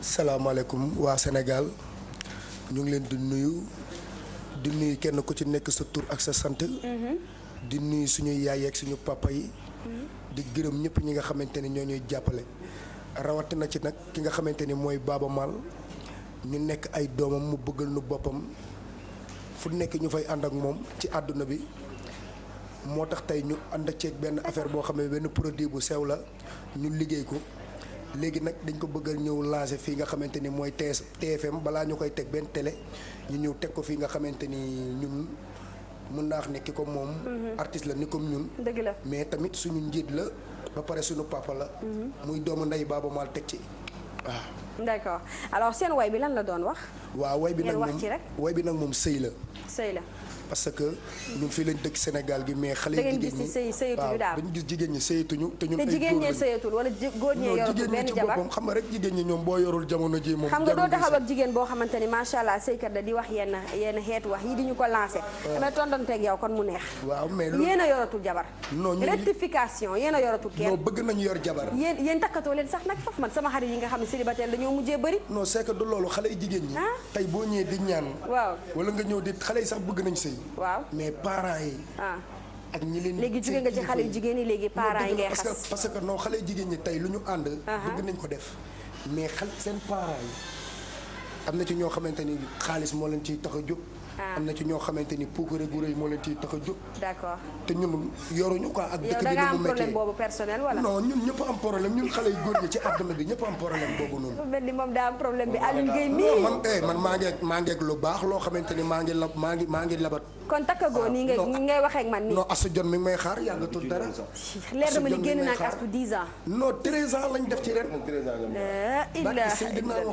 astu man maay wax ak yow utile keneen non asu du uti keneen takkul de non asu fu mu toll astu 13 ans naka la ko jigéen di xaaree nan waxante dëgg nag maag yow ay wax astu c'est que ak liggéey bi seeti leneen c'est que ak liggéey bi yaa ma gën a xam d'accord Ahmed yow am nga jabar boo gisee doguma la mais boo gisee woy bi wax loolu moom parce que léegi dafa bëri xale yu jigéen yoo xam ne dañu nekk xam nga man bëggante naa xale bu jigéen bay wax ak moom affaire takk mais xam nga lu ma wax dama am lu may xaar da nga gis xale bu jigéen bu moto sëy nekk di sol ay yére yoo xam ne waru ko sol du sexe te âge am passé na foofu donc mi ngi jaay taar mi ngi jéem a xale yu góor yi ñu ngi koy seet si mi ngi leen di jaay affaire ba dem na ba fi mu tollee si sëy léegi day passé sama loolu moo tax tamit dafa lu mu wax dafa bëri ci sëy d'accord waaw ok donc seen woy bi daal da ngeen di ñaax xale yu jigéen yi pour ñu gën a fas jom macha allah da nga leen di ñaax rek waaw non il faut ñu ñaax leen tamit parce que ñun fii lañ dëkk ok xale yu jigéen ñi ñun buñ leen ñaaxul dëgg la tamit man samay raqal ak samay mag li may wax ñeneen ñi laay wax samay raq ak samay mag dañ leen di ñaax rek wax leen li nga xamante ni tamit moom lañ bëgg d'accord waaw ñu def ko parce que bu ñu ko defee tamit njëriñ la parce que loolu yàlla da ko bind ci aras affaire yi du ay foo du ay kaf de affaire du ay kaf parce que dëggantaan la de non dëggantaan la parce que tey li ngay dem sa kër di fa def ay ceeb yi neex ñu takk la ci sutura waaw yow yàlla dimbali la ngay def lu baax ba tey gis ngeen yéen dama leen di invité ñu doon mu nekk beneen débat parce que yéen li ma leen bëgg a wax yépp ci défendre ko ci jigéen ñi jom gi ñu am mënal seen bopp dëgg la dama am lu bëggoon wax quoi maa ngi nuyu ñëpp quoi ñi seetaan xam nga rawatina suñuy waajur suñu waagoon suñuy fans ak Ba Mal mi nga xam ne fa nañ jógee ak Lamine mi nga xam ne fa nañ defee production bi xam nga di ak kii xaali ba di gërëm officier Mbaye surtout gërëm ñëpp ba pare gërëm fu ñu jógee nii borom ridi Seri Thiané moo waral lépp gërëm waa Grand Dakar fu ñu jógee boo gisee ñuy teewaay bi fii lenn la quoi dafa am benn émission dafa am li ñuy def li ñuy waajal lu rëy biir Grand Dakar ñaari tali d'accord kañ la loolu rapidement balaa journal bi di jàll décembre bi la quoi na nga koy def ñu ngi ciy def na ànd ak si suñu nit ñoo asu xam nga xadi ñi nga xam nga Youssou mi ana série Safi yéen dañu leen audience ngeen ñëwaat borom Mermoz waxtaan ak moom tey sama équipe lay final bëgg Cheikh Béthio Thioune may wax waaw waaw ñaa yàlla gagné si gagné bu leer nañu amul problème dañu ko dañu R7 doomu na yaay daaro ñun koy obligé dagg parce que journal bi day jàll yéen il faut ngeen ñëwaat noonu ngeen ñëwaat aywa ngir yàlla ngeen ñëwaat Marie Amar ku def dégg d'accord léegi di waaw ngeen dama ne ñëwaat inshallah le 7 ñi damay ñaan le 7 dañu bëgg suñu papa Baaba Maal moo xew la set dañu bëgg ñëpp ñëw teew inshallah dinañ ko ñëw teewee ñëpp ñu ngi leen di jërëjëfal bu baax ah gërëm Adja bu baax yaay Kole ak yaay Khady d'accord waaw on espère que vous avez adoré parce que journal baa ngi nii di waaj a commencé léegi donc on vous li xam nga ñun dañ fi kii woon dañ fi yendu ak yéen xam nga mais journal bi xam nga mooy priorité il faut mu jàll alors di remercier mbokk téléspectateurs yi nga xamante ni saa su nekk yéen ñuy seetaan di leen jox rendez-vous inchallah très prochainement ci yeneen ni innovation ak la télévision Futur Média donc tout de suite vous allez avoir le journal on vous souhaite une bonne suite des programmes avec la TFM au revoir ciao ciao